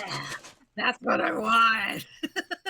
I gave away sets recently because I had too many. I'm like, I don't ever use this set. I think it's unlucky. I'll set it outside during the new moon and then give it to a friend. pawn off the luck, see what happens. But there you go. Dinner. We mentioned dinner and then we kept talking, but I'm gonna definitively I'm gonna let you go. Thank you for meeting tonight, and I can't wait to see you again. Bye. Thank you so much for having me. I'm glad we got to do this together. Yes, I'm glad we figured it out too. We made something happen. All right, folks, I'm going to end the stream on my side over here. We'll pop back in for maybe a shorty stream later tonight. But Cami, thank you so much again for having me. Thank you for letting me be on your stream as well. See y'all later. Deuces. Bye. All right. I'm going to say goodbye on my end, folks. Thank you so much. I might also be on later. I might not. I might just lay around the house like this. Love you all and see you next time.